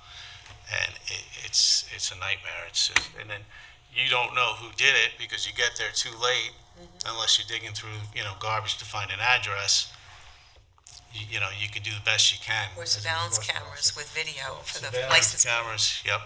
That's what we talked about with Ken Tester, our town engineer, about putting up cameras that could be recorded so that if you come in the following day and there's spacers and mattresses added, that they could go back to that tape and try to pick up a plate, vehicle Yeah. type, so forth.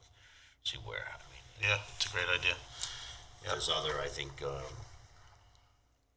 retail, restaurants and other things that are down there that are not participating in the cost of those individual dumpsters, but still just putting their stuff in there.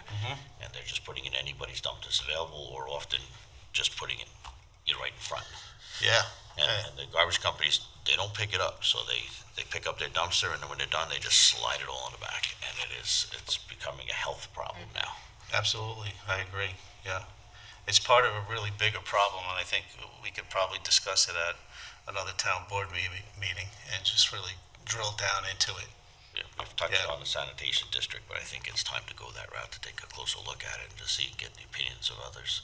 Yeah, It's absolutely. bad. Yeah. But cameras, like I said, a great idea, and PD has done it before. We actually almost had somebody, but the camera wasn't, didn't pick up the entire plate the way that the vehicle pulled in. So we didn't get it, but cameras are a great idea. Just if you position them correctly, and you can get a plate number, or even the body, somebody coming out of one of the buildings, and you can identify them to be the one that, dumped the debris Right. there. Or maybe ask the police, maybe patrol certain hours, at nighttime, just kind of every now and then go past it. Yeah. Because they're not going to do it in broad daylight with everybody seeing them. And at the end of the day, this is our parking lot. That's right. These dumpsters are private dumpsters, or they're rented by the businesses down there. We're giving them our parking lot, and it just becomes an enforcement nightmare. And it's not fair to the businesses that are paying to utilize the dumpsters. And I know that they've tried all kinds of things with different kinds of locks and, trying to secure the area. It's Yeah. just not working. Not working, so yeah, we gotta explore, dive down and get other solutions to this issue, I think. Yeah. When you see car parts and tires, there's no businesses down there with that kind of garbage. No. That's like legalities of two, where there's, I think in that, currently there's 8 dumpsters in there, and so they go 3 deep. So when one carter comes to pick up their dumpster, and they're sitting in line, they're pulling out other people's dumpsters, moving them over to get to theirs. And then that causes conflicts about, well, my dumpster's damaged or broken, or that's because another carter's picking it up and moving it, because behind that dumpster is full of debris. So I'm going to commend in advance, I know that Ken Tester and his staff are determined they're going to be working on it next week, cleaning out the whole corral, but I mean, it's a cost that we're going to have to get payloaders in there and dump trucks to remove it, to clean it all up, but we've got to see what we can do in the future. Yeah, and this is not the first time they've done it, because they've probably done it at least 30 times. Absolutely, absolutely. Yeah. Well, you've been talking about trash compactors. Yeah. And I think that's a viable option. That's a great idea, and yeah, that's what we were talking about yesterday, so maybe we can have a meeting about that and just kind of, lay it out, how that would work. Maybe do a pilot program just for one area, one problem area, and try to, address it. Actually, that area is by far the worst. It is. The other corrals that are around generally don't have that issue. Well, on the south side, I don't know if you probably Oh, yeah, do I remember remember, they had corrals over there. Yeah, by East End Arts. They were a big issue. and the supervisor at the time decided that, it wasn't you, decided that we were going to remove the enclosures and let everybody put their dumpsters on their own private property. The problem with that is, if you're on the south side, those businesses don't have any property. So now where are the dumpsters? They're on the sidewalks. And they're scattered all throughout, so that's not really No. a solution either. So really, yeah, we do have to really meet about this and kind of drill down into it. Yeah. All right? All right, thank you guys. Sir? Okay, and the last item we have on for open session is matters surrounding amendment to Chapter 217, accessory dwelling units, and that will be with Howard, Thomas, and Downs also.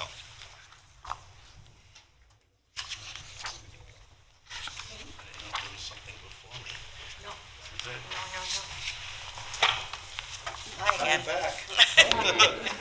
He's back. You go to lunch? Brother was just here. The evil twin.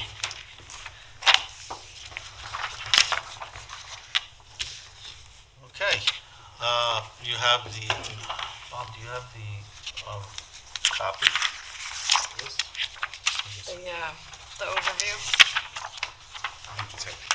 Okay. I just have the code. Okay. Here, you can take my overview. All right, thank you. We worked on this. Didn't I put the overview on the It's website? just the code that was put up. Yeah, got that. He's got it. All right, whatever. We can put the overview up online. All right, so this is amendment to our old accessory apartment permits, which were under Chapter 105. And so they used to be under the commissions and boards section, and we no longer have an accessory apartment committee. I think that was abolished. When was that? Somewhere? Kind of dissolved around, not long after the original legislation was adopted, which was about 25 years ago, probably. Yeah. Yeah, so in light of that, we had a lot of other things that we needed to do to kind of bring us up to speed with respect to accessory dwelling units. So Dawn had worked on something and she sent it over to me and I looked at it and I kind of just, she had a lot of great ideas and a lot of good points, and I just kind of, what I did is I just kind of reorganized them a little bit and I separated it out of the Chapter 105 and I put it into our Chapter 217, which is our permits section of the code. So with that being said, we can move on in through the code and the purposes of each section so that, you know, the board gets an idea of, you know, what this is. Just globally speaking, there were just a few big points. One was we had a cap at 250. We also had a 3-year CO requirement before, that you needed to have a CO for 3 years. And there were just a lot of practical things that we needed to address. And we have ADU grant money coming our way too. So we worked, you know, as Rich said, we worked together to bring this up to speed and address some of the issues that needed to get handled. So. Yeah, so, you know, Simplify it. just looking at, and I just pulled up how many accessory apartments we currently have on the books, because I thought that might come up. So what I found is that we only have 122. And the So cap that- is, and I dove down back until 2015, so. There may be more out there, but Yeah, the cap, and this is what I pulled off of IPS. we hope to get people that may have them and they aren't legal to legalize them through this process. But the cap was originally 250, and that was really just put in place because the town board at that time was anxious that this would be overwhelming. They'd have an overwhelming response, which clearly was not the case. So that's why we were not really that concerned about it, because 20 plus years later, it's only 122. yeah, so That we know of. That we know of, yeah. How does that work? That's throughout the entire town? So when you hit, for example, the 500 mark, somebody else comes in and the answer is no? Well, I think it's a kind of see how you go situation. You know, because when we first started this code back in the day, it was for a bunch of different reasons, to help with affordability, to help people with maybe had a family member they wanted to be able to live close to. And that has become more and more needed over time. And so the cap, we bumped from 250 to 500. I would say if you get close to that and you look at these stats and you can kind of like regulate and see where it goes, but the other side of it is if you had an overwhelming amount of them, if everybody had an ADU, and they have to be an owner-occupied dwelling, then you have a lot of other impacts of traffic and parking, and there's a lot of other things, school district, other things that go with that. So I think what we tried to do is like simplify the code so it makes it a little more user-friendly. Look at the things that we had been kind of using to regulate it, worried about what might happen down the road, and realizing that those weren't needed, and made those changes. And then Rich did the technical end of it too, because he does the day-to-day enforcement operations and the permitting stuff, and so that was really a critical piece to make it simple. So I didn't have a chance to review this, but and that's a good point. I understand the cap. Because I think, what do we have, like 16,000 plus, residential, and whatever. Yeah. But what's the parking? Is there a parking requirement, to your point? So in other words, if somebody on Second Street has some room in the back and we know there's no parking there, is there anything in this code that addresses the need for parking? Yeah, we have some parking provisions. Okay, I just didn't have a chance to, read it. Yeah. I mean, I can go through it if you like, Quinn, just to give you what each section is. So 217.19, we established the town's objective for safe code compliance ADUs. We replaced the old board system with the building department, administration, and 217.19 supports lawful, affordable housing options while preserving the neighborhood character. That's just the purpose section. Definitions, we've added some definitions. It provides uniform definitions for ADUs, owner occupants, floor plans, etc. We support lawful, affordable housing options while preserving the neighborhood character. 217.21 is our permits and standards section. ADU permits is separate from a CO or building permit. A valid CO or certificate of compliance is required before the issuance. The 5-year permit term, as Dawn stated, the cap is 500. Owner occupancy required. This is an important one. So one ADU per lot. No ADUs on any two-family or multi-family parcels would be allowed under this code. Units allowed within the attached to the home or in a lawful accessory structure. So you would be permitted to have an accessory apartment or an ADU in a lawful existing garage, or not a garage, but accessory structure. Size limitations are 400 square feet minimum, 40% of the home, or 1,000 square feet, and they must be one-bedroom units. And I'm just going to point out, Heather Trojanowski did a little research in planning and feels that maybe we could eliminate the minimum square footage and keep that maximum, because it could limit homes that are like 1,000 square foot from getting an ADU. So it was, and the comp plan sort of recommended getting rid of that. Right.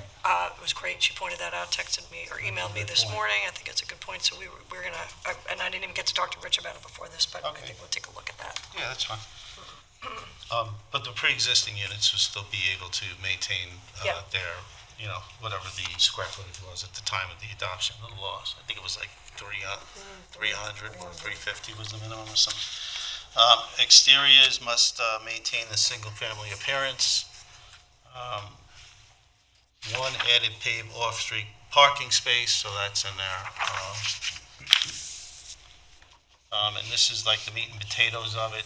217.122 is our, application requirements. So a complete application must include proof of owner occupancy.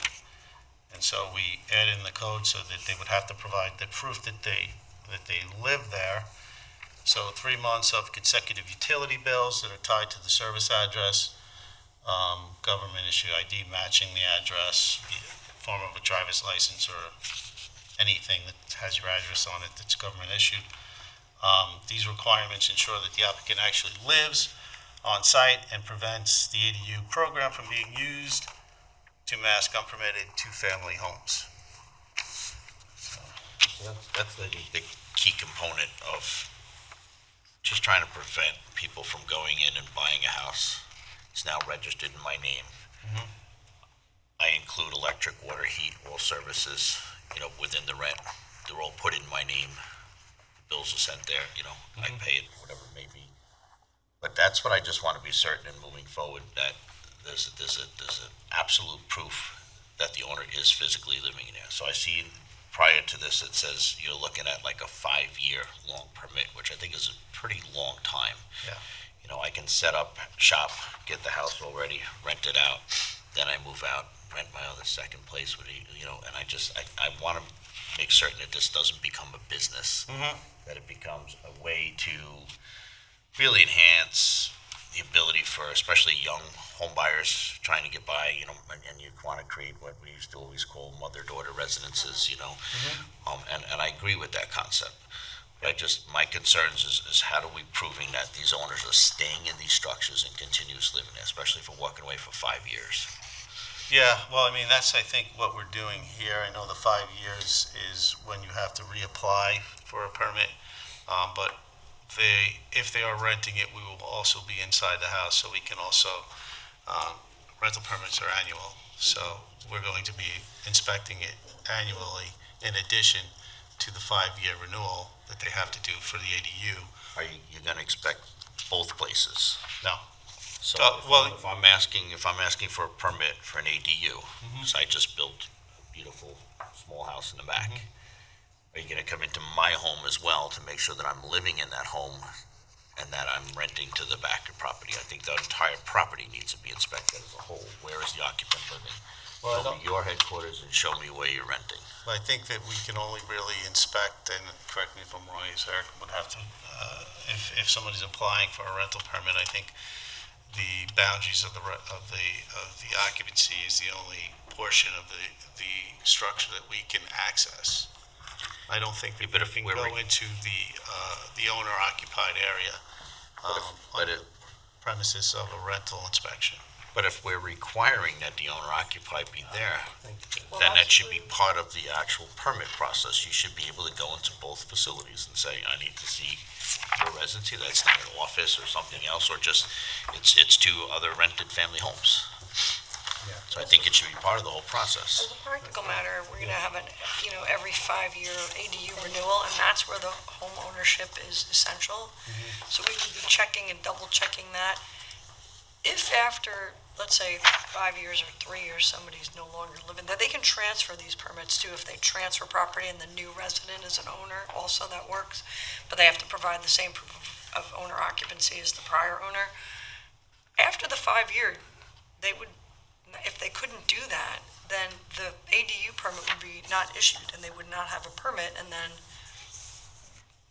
it would be gone. And so, it was trying to cut a balance between people, and I completely understand what you're saying, and you're absolutely not wrong. It's just, between the people who are legitimately doing this and being invasive to their lifestyle versus the people who are illegitimately doing it, which we usually find out about in other ways also. And then, we can go investigate, write a ticket if the neighbors are complaining, for sure, there's ways to do that. And How do we address homes that are purchased under business names, LLCs and so forth? How are we going to confirm that they are in fact living on those premises? Well, this is where we get into the proof of ownership, the 3 months of consecutive utility bills tied to the address in some individual's name. That's going to be done with a business, with an LLC. If I set that up, I'm going to be all-inclusive. Rent includes electric and heat and gas, so. You Now- don't have a driver's license with an LLC on it. Yeah. That's what I'm saying. So is it going to be, is the driver's license going to be tied into the president of the LLC and the corporation, or how are we going I'm to just thinking determine that that? maybe one of those rebuttable presumptions again, that if it's to an LLC, it's Yeah, not, it's not an I owner. was gonna spin into that. We have presumptive evidence in here too. So if I'm stepping ahead of you, I'll let you explain. Yeah. Sorry if I'm jumping ahead No, with that's questions. fine. Yeah, we have a presumptive evidence section, as Ms. Merrifield just said, so we can get into that after we go through the inspection. So the inspection process, what we did here is, we authorized inspections for issuance, renewals, and reasonable cause follow-ups. And like I said, a recent rental inspection already covers, if it already covers the safety items, it may be used for the ADU renewal to avoid duplicate visits, unless the staff believes a new inspection is necessary. So this was kind of an important thing, because we didn't want double inspections happening in 1 year. So if somebody applied for a permit, building department would do the inspection, and then they get the rental permit, and then we do the inspection. And then 3 years later, we get the same kind of scenario, and sometimes it's off years, and I do the inspection, and building department does the inspection. If we only really need one CEO to do the inspection, and I think that's covered under our rental permit, so we do the same sort of inspection that the building department would do. And so we eliminated that, so that an inspection by us, by the code enforcement division, under the auspices of a rental permit, would satisfy the inspection for an ADU. So renewals requires and if you're going to renew a property, you're back into requiring a proof of residency. So you're back into that, showing us your license, showing us your utility bills, whatever proof we need to show that you actually live there. In the case of an LLC or a trust, which I think a lot of these may be in a trust for family estate planning purposes, you really can kind of delve into what does your passport say, and, we really can kind of dig a little bit further into that information. Yeah, but I mean, passport's an excellent thing to do, or driver's license on that address, but I just think that needs to be really tied down here, because otherwise this is going to become a business. Yeah, they are. And they're gonna be purchased under LLCs and corporate names, and the electric will be under LLCs and corporate names. And, yeah, that's me, I own that business, I live there. No, you don't. So I really think that there has to be very specific criteria to prove that the owner is living there.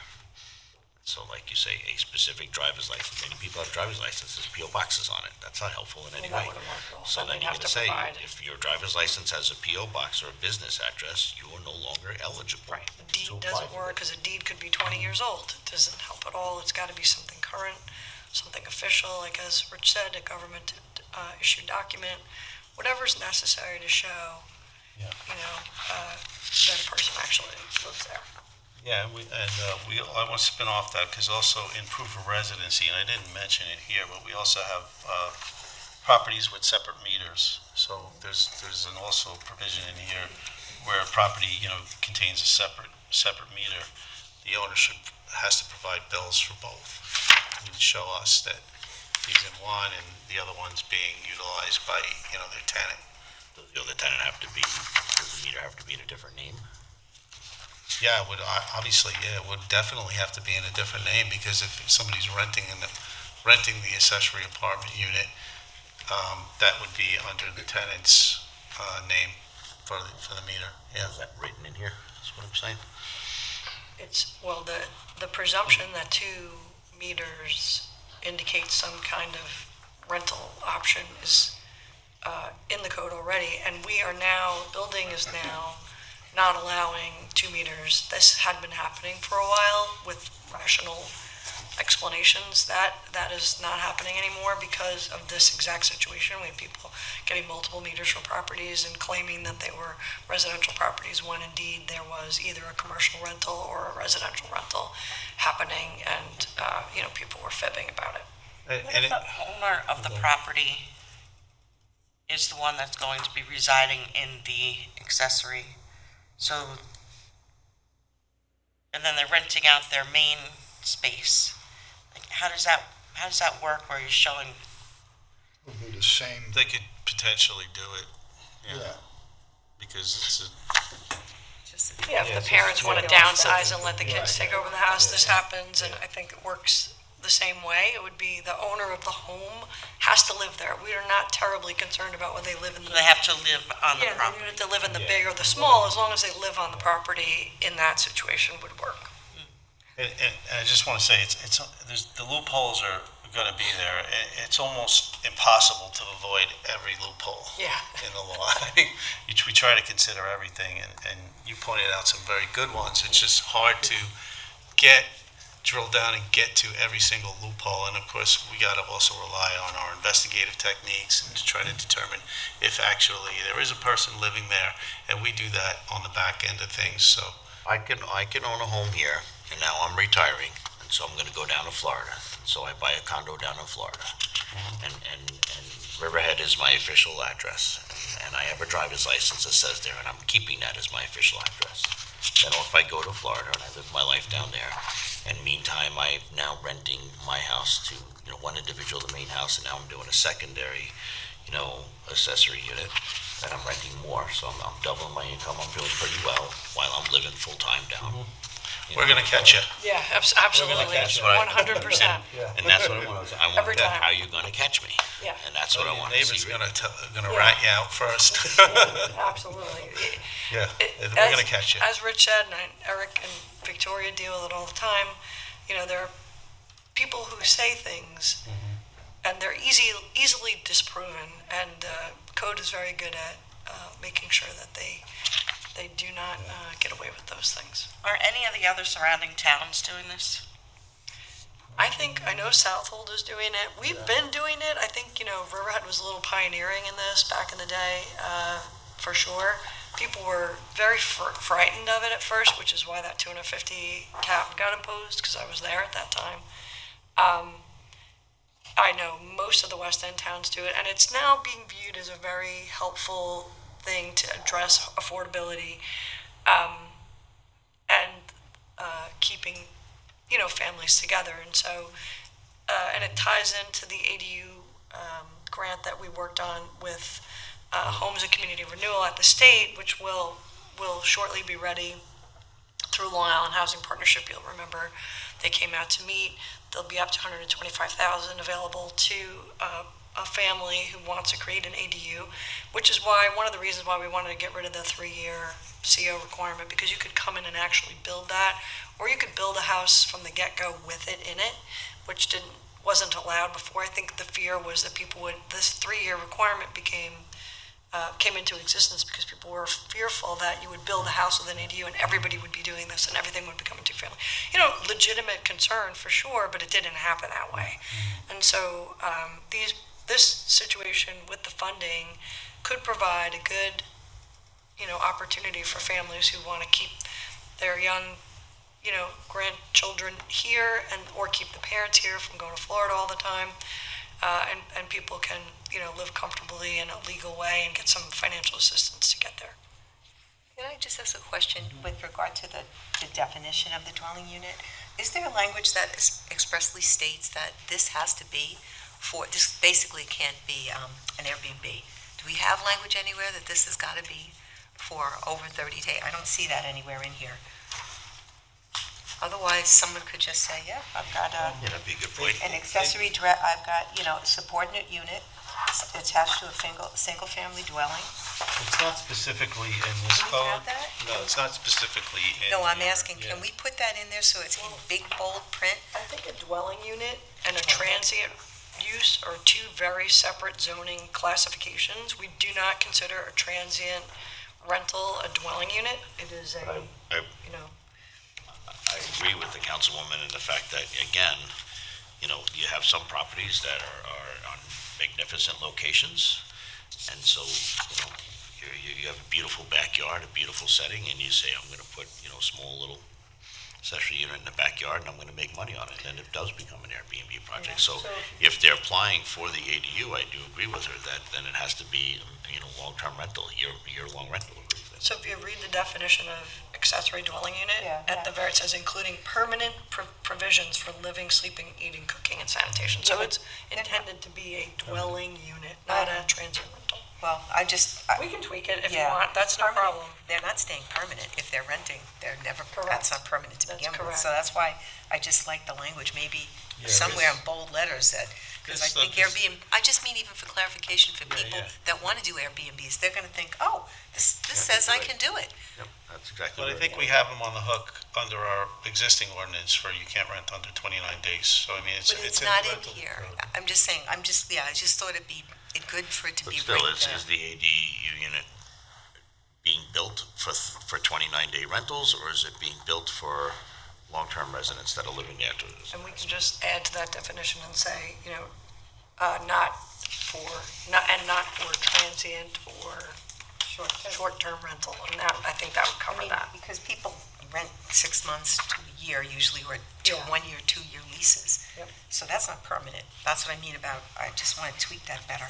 You could say, yeah, an ADU unit cannot be rented for less than 6 months, or something like that. It becomes more of a permanent, so in case it's a seasonal thing where somebody comes up every summer and stays, but that's it, you're not gonna, it's not gonna. Yeah, you're not gonna and find this it out. definition, dwelling unit, is defined in the state code, and that the latter part of this definition is exactly from the state code, and there's plenty of determinations and technical bulletins on what permanent provisions for eating, sleeping are in the state code, so that's why. To the council's We mentioned point, permanent prison you put that in provisions. there, an ADU unit is not permissible for 29-day rental permit, and then all of a sudden that ADU shows up on Airbnb, you have an open and shut case.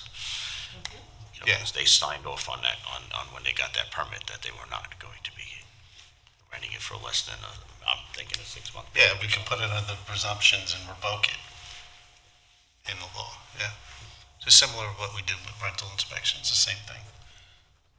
So yeah, we'll tweak it. Okay, moving on, presumptive transfer of ownership. ADU permits do not, that's 217-125. ADU permits do not transfer automatically. A new owner must apply to prove residency again and pass the inspection process. So, this prevents inheriting illegal ADUs. 217-126, that's the our presumptive evidence section. You know, the standards that code enforcement follows to maintain the lawful continuity of this law, and they include objective indicators of violations, unpermitted units, no owner occupancy, unauthorized transfers, and continued use after revocation. So, 217-126.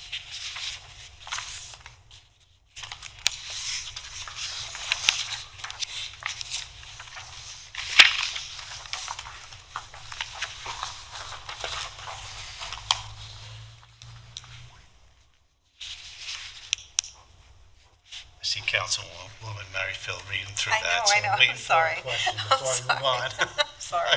I'm just looking at the category of presumptive evidence. The following is deemed categories presumptive of unpermitted accessory dwelling unit, public advertisement, online listing. Well, how would these people advertise that they have an IDU then, if they can't do public advertisements online? Right? I'm just kind of confused Well, about that. Any one of those. Yeah, Right, it could be but any one of they're those, yeah. not permitted to do that, right? No, they are permitted to do it, but if you, if the advertisement says accessory dwelling unit for rent, it doesn't say 29 days, or it's not on, Oh, see, that's what I mean. That's it's why I not on want that Airbnb, catch. and we don't catch it there. That's You what know, I you wanna could have the advertise catch. it for I rent, wanna- but it's, Yeah, that's what I'm saying. I'm just confused by that because people want to advertise that they have an ADU, right? Yeah. So we're going to tweak that about that you must have it that it's renting 6 months or more. Otherwise, how are these people going to rent these things out without putting it Do advertising? you want it 6 months or more for ADUs, or would you prefer just the 29-day? I like 6 months. I don't know about anybody else yet. So, this has gotta be long-term stuff. Yeah, I would say over a year. Yeah, Oh, I'd 6 go months. with a Yeah, year. me too. So Honestly? we can cap it. I personally would like a year. I mean, what do you? Yeah, I mean, we could say that the rental has to be for a minimum period of a year, and then if something happens and somebody passes away in 3 months, Then they have to end the wait lease. 9 months to re-rent it, but other than that, They have a death certificate that the person actually died. Yeah, why would we have, where would, Penalize them Yeah. for not. but why would we penalize them for dying? or if they move out, I mean, before the Yeah. lease is over, if they terminate the lease, I guess. He makes money. Unless we turn it into a hospice center. I mean, in some cases, though, and there are some cases out there where they are true mother-daughters and they're not rental permits. Right. Because So they're in not those taking. That's what I cases, don't- in those yeah, cases, you so- wouldn't need a rental permit. Right. yeah. You would just, they're not paying rent, they're just sharing the quarters, they just have separate quarters. An ADU has to be a full-time resident that's in there. Renting it, on a yearly basis is fine. It takes Airbnb right out of So the we can equation. define full-time resident of an ADU and just make that whatever, Yeah. you want it, you want the threshold to be 6 months, a year, whatever, and then we can just use that, Yeah. Do that, when you update this, if you don't mind, if you can put it in red lettering or something, change shows the changes that you made based on a discussion today. We made so many changes in this, we just rewrote the entire thing, so you can see that. We just hacked, It's all right. I started working on it, and then I was like, that's it, we're just gonna start all over, From because. today's version, just shows Yeah, some of the things. absolutely. I think, too, if you're not renting it, you may not have a lease. That person's just gonna be a family member that's living there They would still get inspected, but, through the 5-year ADU. 5-year but not a ADU rental. program. But I think my point is, if it shows up on Airbnb, you're caught. Well, I mean, we that's do what, that. let's make it simple. We did. Yeah, we did that. We did that, We'll yeah. add that to it. But those are for, but now this, for an ADU unit, it would be different. You put it on, you rent an ADU for 30 days, you're in automatic violation. Because it can't be rented for less than a year. So it takes Airbnb completely out of the equation. If it's truly a second source of income and you're looking for a long-time person to live Yeah. there, then it makes logical sense. You want that as another category of presumptive evidence. So, 6 months, no good. I'm just thinking about the seasonal, the person who rents I'm it fine with 6 months. seasonally. For somebody that goes down to Florida Yeah, for in 6 winter, months. The mother comes back, or this one person comes back in the summer, and they're only renting for 6 months, and then they go back to Florida. But that doesn't really work because we just said we don't want these people, they have to live there. Well, They can't go down to Florida and leave the place. as long I'm as just it's- saying, I right? think as long as it's an owner-occupied property, that's the most important thing. So if you're the ADU occupant, and you're let's say the young family owns the home, the parent lives in the ADU, they go to Florida for the winter, Oh, they come no. back I get it. I for the thought, summer, or, a person in that situation, so they have the same, they probably would want to do a longer-term lease anyway, so that they have it for multiple seasons in a row. but the Even if it's owner's seasonal got to and they're stay. coming back every year, Owner it's has still to- a year-long rental. Yeah, 100%. They're not going to rent it on the winter. And And probably. I think hands down, we agree, the owner should live in one of the units on the property. That's Right. gotta be. They're not going to the tolerate case. any nonsense. That's gotta be the case. The owner can't go down to Florida for 6 months. That's the point. So we also, Well, Tenant I can. think the owner could go to Florida as long as nobody's renting their house, you're. Oh, no, obviously. yeah, I meant if they have it, of course, I meant if they have an ADU, they just can't say, see you in 6 months. They've got to stick around. Yeah. They have the- They're still owning it. right. And like I said, there's loopholes everywhere. Yeah. Owner could go down to Florida That's why and we then talk somebody's about in the this. Why I'm trying to That's why we fix talk it. knock on the door and they say, no, that's my friends who are there, Sometimes when we've tried to It's, cover all the loopholes we She's create, caretaking the house for me while I'm make it away. hard for, the person who's legitimately actually trying to do it to get it done. I think code's pretty good at getting those who are not complying. I'd like to think so. No, I Yeah, agree we try. that you do. We have, though, there's 2 thresholds to the presumptive evidence section, and I don't know if Denise, you saw owner occupancy violations is the other threshold. So it's not just the first categories, not the first unpermitted accessory dwelling unit. We also have owner occupancy violations, which could also be used as presumptive evidence, and that's another little tool that we have here also. And D, we have the statement section, so to your hypothetical, Councilman Rothwell, I am not going to Florida, just for the record. if we get a complaint, it's in here that, we can move off of that as presumptive evidence also. And the penalties are pretty stiff for violations. Councilman Kern, you're gonna be happy, I think. I looked at them already. They're okay. Okay? No, they're okay. I mean, they're not, Yeah. they're okay. And they're gonna go up next year, like everything And else. if you're violating, they can administratively revoke your permit, so. Yeah, so enforcement section, we'll get to the end. Building department and code enforcement have the authority to enforce this code. Building department, of course, because they're issuing the permits, and code enforcement, because that's what we do. Officials may request proof of residency at any time. So at any time during their ADU permit process, we can request that they provide new documentation. So, and if they do not provide it, we can revoke the permit. So it's in there. And then how does that work in terms of an eviction or anything else? So when you revoke the permit, it's just the fine, and then what Well, happens? I'll get to that, because now we have also civil penalties here, where we can institute civil penalties in Supreme Court, do a TRO, and get them out. It takes a while.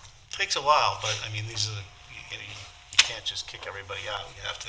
And I think you've seen through code and town attorney's office that the Supreme Court actions are pretty effective, because you do a few of those and then people get the message. So not every single one do you have to do. It's just people are less likely to fail to comply when they know when it's publicized that you're bringing multiple Supreme Court actions and these are the things that you're doing. They're just, it calms that all down a little bit.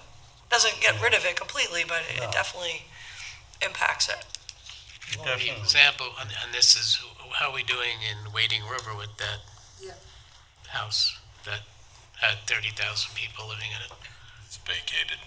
Is it vacated? Yes. Yep. Yeah, I didn't want Great to job. comment on it, but That's yeah. good. It is. Great job. It's vacated and they legalized the basement space.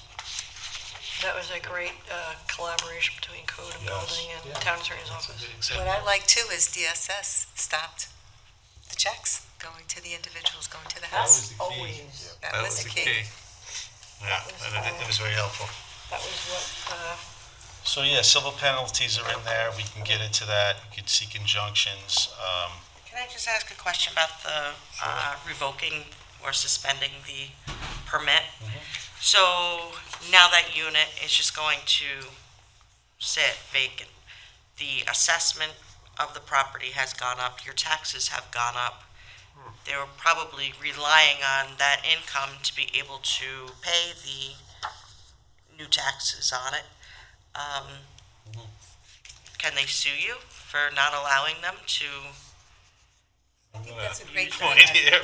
I think, Joanne, I think it's a great point that it's in, we could put that in the code that you can't recoup this money from the town because of your own misdeed. Yeah, but then Well, no, you're that's- going that's- into that's an foreclosure argument. possibly. Like, That's an argument that we would make in court if they tried Right. to Go for bring reassessment. legal action against us. I mean, the general principle in any litigation is that you can't come to court with unclean hands, right? So if you had your permit revoked because you were violating the town code, it'd be difficult for you to bring a case against us saying, I'm paying this level of taxes on the property and you're not allowing me to, rent it the way that it's being assessed. But then we turn around and say, well, but you did that to yourself. You violated the town What are the code with your consequences? signature when you made the application that said you were going to comply with the code and then you didn't. So, I think that would be a sufficient barrier against something like that. and if you are a recipient of a grant from New York State, you can bet that they're gonna make you sign all kinds of affidavit and documentation that it is owner occupied, and that if you do not comply or you wind up getting your permit revoked, that your grant is gonna be recaptured. So, that's generally how those work too. So there's gonna be a little bit of another backup in there for those that do use that funding. And if this code does pass, let's just say, and you eventually, years down the road, it's never touched again by a town board, and you max them out, your ADU's at 500, then it creates a waiting list, and if a property is sold, does the new owner apply and complete and continue as an ADU, or do you then say, no good, we go over to the waiting list, then we take the first person waiting on the waiting list? So if you're saying it's non-transferable, if I'm buying a house and somebody's telling me, hey, this is a great house to buy because you got a house and an ADU and you're gonna make money, and then you buy it. Yeah. It's transferable, just not in the terms that you just described. I mean, if you sold it and somebody else bought it, you could get, the new owner could get an ADU permit. It's just not in the other owner's name anymore. Okay. So, but they would also have to live. But it doesn't help somebody on the waiting list that's waiting. Well, the waiting list, yeah, I know. The cap was 500. I just thought that was probably appropriate because we only have 100, and it's been since 2000 and when? Since we adopted this law. And we only have 122 right now. I think if the home is sold, then I think you go back onto the waiting list. So typically with land use things, the permits run with the land, not with the owner. So you can't tag an approval on a property to the person, the identity of the person owning it runs with the land. So that's why we provided the transfer opportunity. If they can't show that they live there, no permit, no transfer. I understand, though, those become more valuable properties. Yeah. And somebody else that's on the waiting list that needs the help never gets the shot at them doing it. Yeah, and I think at that point, if there's that much clamoring by the public, then you could, and you felt that it was appropriate at that time to add another 250, like we just did, then you could do it. But that's sort of a cross that bridge when you get to it determination based on what's happening at that time in the town, what everything else looks like, and whether you even think that's appropriate.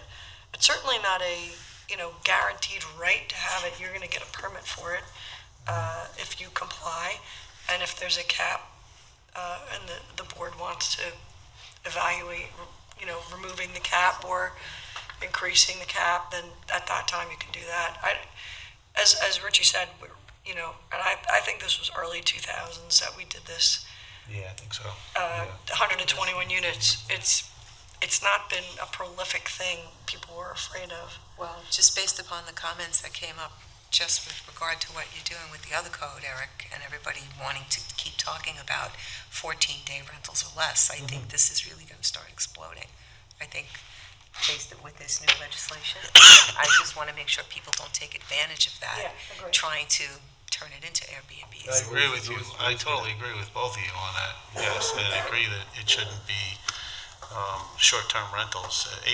That's not the purpose of an ADU. An ADU is for Only permanent skeptical. living. No, I totally agree with you. Prosecutor. I agree with you. If I'm buying Yes, definitely, yeah. if I'm buying a home and you have the land available, part of the purchase, it makes mathematical and financial sense to say, okay, if I'm buying a home for $1 million in Riverhead, and if I can get an additional $200,000 on my mortgage and build an ADU on my property, and I know I'm going to turn around and I'm going to collect $2,500 to $3,000 a month renting that out, because that's what the going rates are. I mean, I think that it's going to become a common practice. People are going to just simply do the math and go, you need to put one in right away. That's going to be the new trend of home buying, is to get these revenue-generated incomes on your property, and you're foolish not to do it, But I do think those in the higher income brackets are less likely to do it. They don't want to deal with the headaches. The person that's buying the $1 million+ house doesn't want to deal with the headaches of having to collect rent or have a tenant on the property. That's something I think we've seen. These are going to be more of the average priced home or the lower end home where they're trying to really, as Joanne said, really make ends meet. Where are the lower end homes that I was have properties to do just that? Well, you could do it in any property downtown. You could do it in Polish Town area. Those are sort of organically affordable. There's organically affordable stuff in the western section of Aquabog, and then, or even some in the eastern section. And here and there throughout the entire town, Wading River and Jamesport, you could find something that would work. But those that are, if you're buying a $3 million waterfront house in Aquabog, you're probably not putting an ADU in. Yeah, have the grant availability too. Yes, I mean, we could double the size of this code, trying to close every loophole, and there's still going to be bad actors who try to capitalize on the math that Councilman Rothwell brings up, and that's what code enforcement ultimately is for.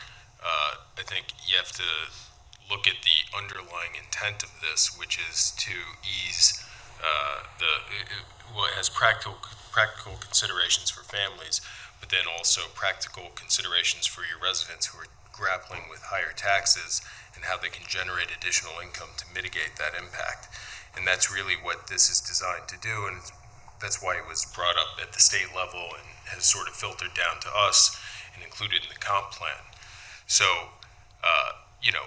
no matter how we adopt this, if we adopt this, we can always come up with enforcement techniques to knock out the bad actors and go after them and take them to Supreme Court or keep them in Justice Court.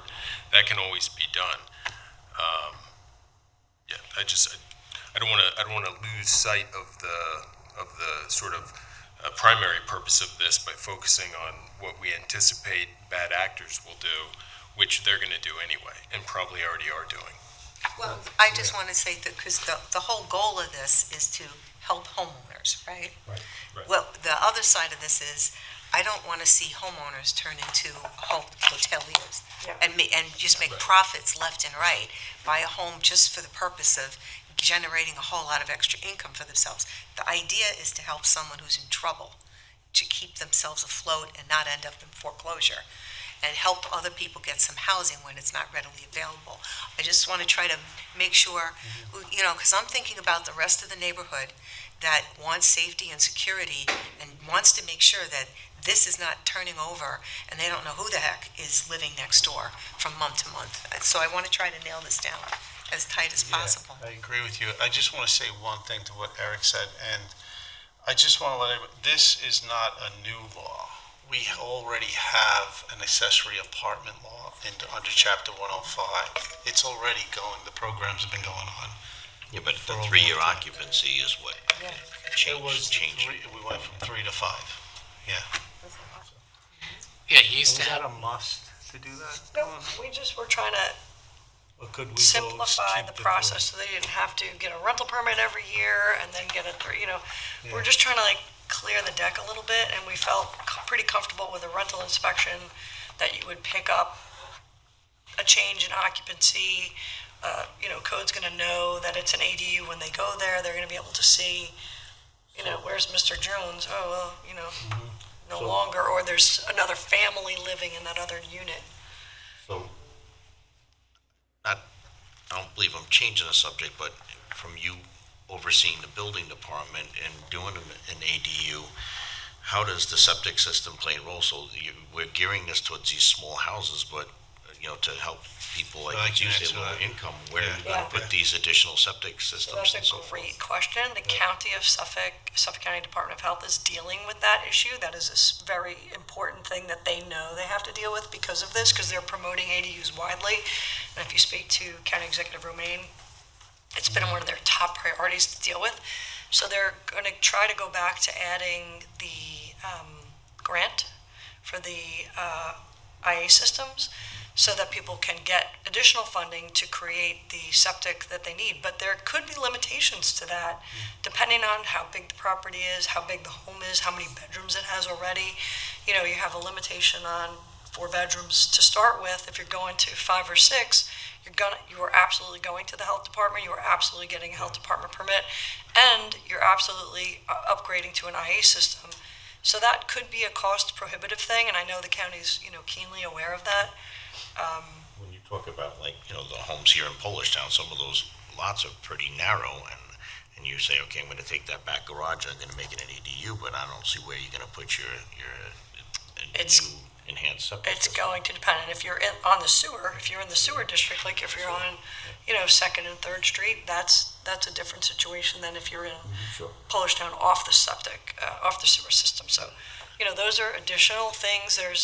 I think the state realizes that there is a, plethora of regulation that makes things complicated for people to get these things done. They're like, oh yeah, we're going to do ADUs. It's going to solve everybody's problem. And then everybody's like, wait a second. Great question. Suffolk County Health Department, great question.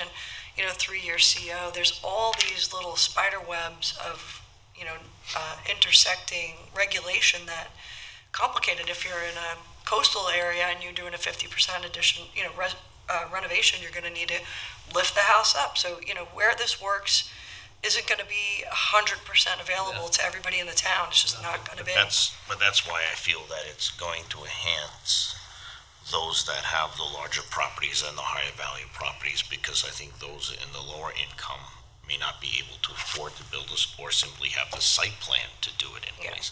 And in turn, we're gonna end up enhancing the more wealthier properties than being able to help those that are greatly. But there's money There's available money for the available lower to end help those to help people those people. if they're brave enough to enter the process. It's a very, it's a lot. It's a lot because the location of the septic system, surveys, construction drawings, if you're not using an existing, building on the property, if you're adding, all of those things are a lot. And just the fact that the idea sounds great. I'll rent out this other dwelling on my property. You have to make sure if that tenant doesn't pay your rent, you've still got to furnish all the water, Yeah. the electric, Yeah. and Yeah, you and have to evict them. You have to bring the eviction And proceeding, which is that also can take a complicated. year or so. So hopefully this is more interfamily oriented, that where, an older parent or a young family want to team up and work the house together so that everybody can get a little help with each other, then that would be fantastic. I think that's really the goal of this. And then for those who have, want to stay in place, can rent that, get that extra income. But as you say, it's not a simple process. So we're trying to make it as easy as we can here. So during my time on the board, we have had discussion about having people come into compliance because they already have these, finished basements, finished upstairs over garages. I think that there's probably over 500 of them within the town of Riverhead. And what does that do with the cap and all of this? Great question also. So the grant is available to legalize existing, so we're hopeful that people will come in and do that, because if there is any issues with the way things were constructed or done without permits, it'd be great to get those people to come in, so we would definitely encourage them. I think we're just having to take it one day at a time and see how we go, and if it turns into something bigger that we need to address, then we'll have to come back and revisit. I mean, I love this idea. I've spoken with everybody here in the past that, I have a 88-year-old mother-in-law that's by herself at home. I'd love to have her be able to have a spot. Yeah, and they don't always want to live in the house with the family, and sometimes the family doesn't always want, like, I'm a mother-in-law, I don't think my son and his family would want me living in their house necessarily. We don't want to live there now, not with those three No, babies. Yeah. My kids don't see this because they're going to think that they're going to build a place for me and my husband in our backyard so that they can have the house. Yeah, it's, Put a rocking chair on the porch for me. Where do people go for the grant application? so we are going to be able to launch that in the beginning of this year. Long Island Housing Partnership is our partner with that. They came and did a presentation. It was about a year ago, so it's taken us a while to kind of push through this, but we'll be ready to kick it off in the beginning of Grants 2020. through the town, is it something? They're- Who's the decision maker on the grants? The Long Island Housing Partnership is going to do the administrative work for us. They're working with New York State Homes and Community Renewal, who is the source of the funding, and those will get done all through them, and we will, we'll find out when we. But do they make the decision on grants, or do you make the They're decision? gonna be- Who's No, I do deciding not. When the application is Yeah, submitted, that's- who's being submitted to the town or? No, rather Long Island not? Housing Partnership. They do this for multiple other towns, and it's required by the grant that we partner with a not-for-profit to do the administration of the funding, so What's the grant for? Is there a dollar amount? 125, 125,000? up to. Pretty good. Yeah, it's not bad. But I really feel like you're gonna take all of that for a lot of people to get to where they need to go with all the things that we were Definitely. discussing, So I do also want to say to Councilman Wasky, because I know there are a ton of them out there, and they're in, some of them are in basements, and some of them are in, garages and things of such. This application itself doesn't just give you the permission to go ahead and just rent your space. You have to first get a CO from and a building permit before you can get this. So the building department has to get a building permit application first, and then it has to be inspected to be in conformance with the state building code for egress and ingress. Right, I was just saying that if we granted that amnesty that has been discussed to get people to come and, not be penalized for, getting the COs, like, how many will actually come out and do it? Because in some cases, the people that have these basement, they're unsafe in most cases, they don't have the egress windows, and then they just don't want to come in and do it, because it's going to, put them out, because they have to cut into the foundation to create a window, or cut into the foundation and create stairs to get in and out of it. So those particular individuals are still going to be unlawful, and they probably will never come forward. Yeah, but you go, I'm sorry to interrupt, but you go after those people, so Yes. if you don't respond to the amnesty program and you like triple the fines, what's cheaper, right? So, and if whatever that length of time for the amnesty program is, it's an opportunity to come into compliance. It can't be $100 fine if you don't. Because you're already going after those same people. Yeah, I'd rather have a safe structure that's I understand. inspected Absolutely. and has the egress than one that isn't, so. Especially, nobody wants to see you when you're coming down the street on your horse. It's like, oh, I'm sorry, Richard. We beat this up enough? Okay. Thank you. So I'll make the changes that the board requested, and I'll get you copies. Okay. So you can see it. Great. Red ink. All right. Thank you, guys. All right, that concludes everything we have for open session. In a moment, we're going to close open session and go into executive session to discuss under personnel matters surrounding committee appointments with Merrifield. Under contractual, we have matters surrounding possible license agreement between the town of Riverhead and the USGA, that will be with HURLEY. And we have matters surrounding an intermunicipal agreement with Howard and HURLEY. And we have possible agreement with the town of Riverhead and the CSEA with Hubbard. So I would like to make a motion to close open session and go into executive session. So moved. He shouted out second before Second. first, so I'll go You first. made the motion, normally you second it. All in favor of closing open session and going into executive session? Aye. All opposed? Okay, open session is closed. We won't see the public again before Thanksgiving, so happy Thanksgiving, everybody. Enjoy. Don't spend your paycheck on Black Friday, but spend some money locally for sure.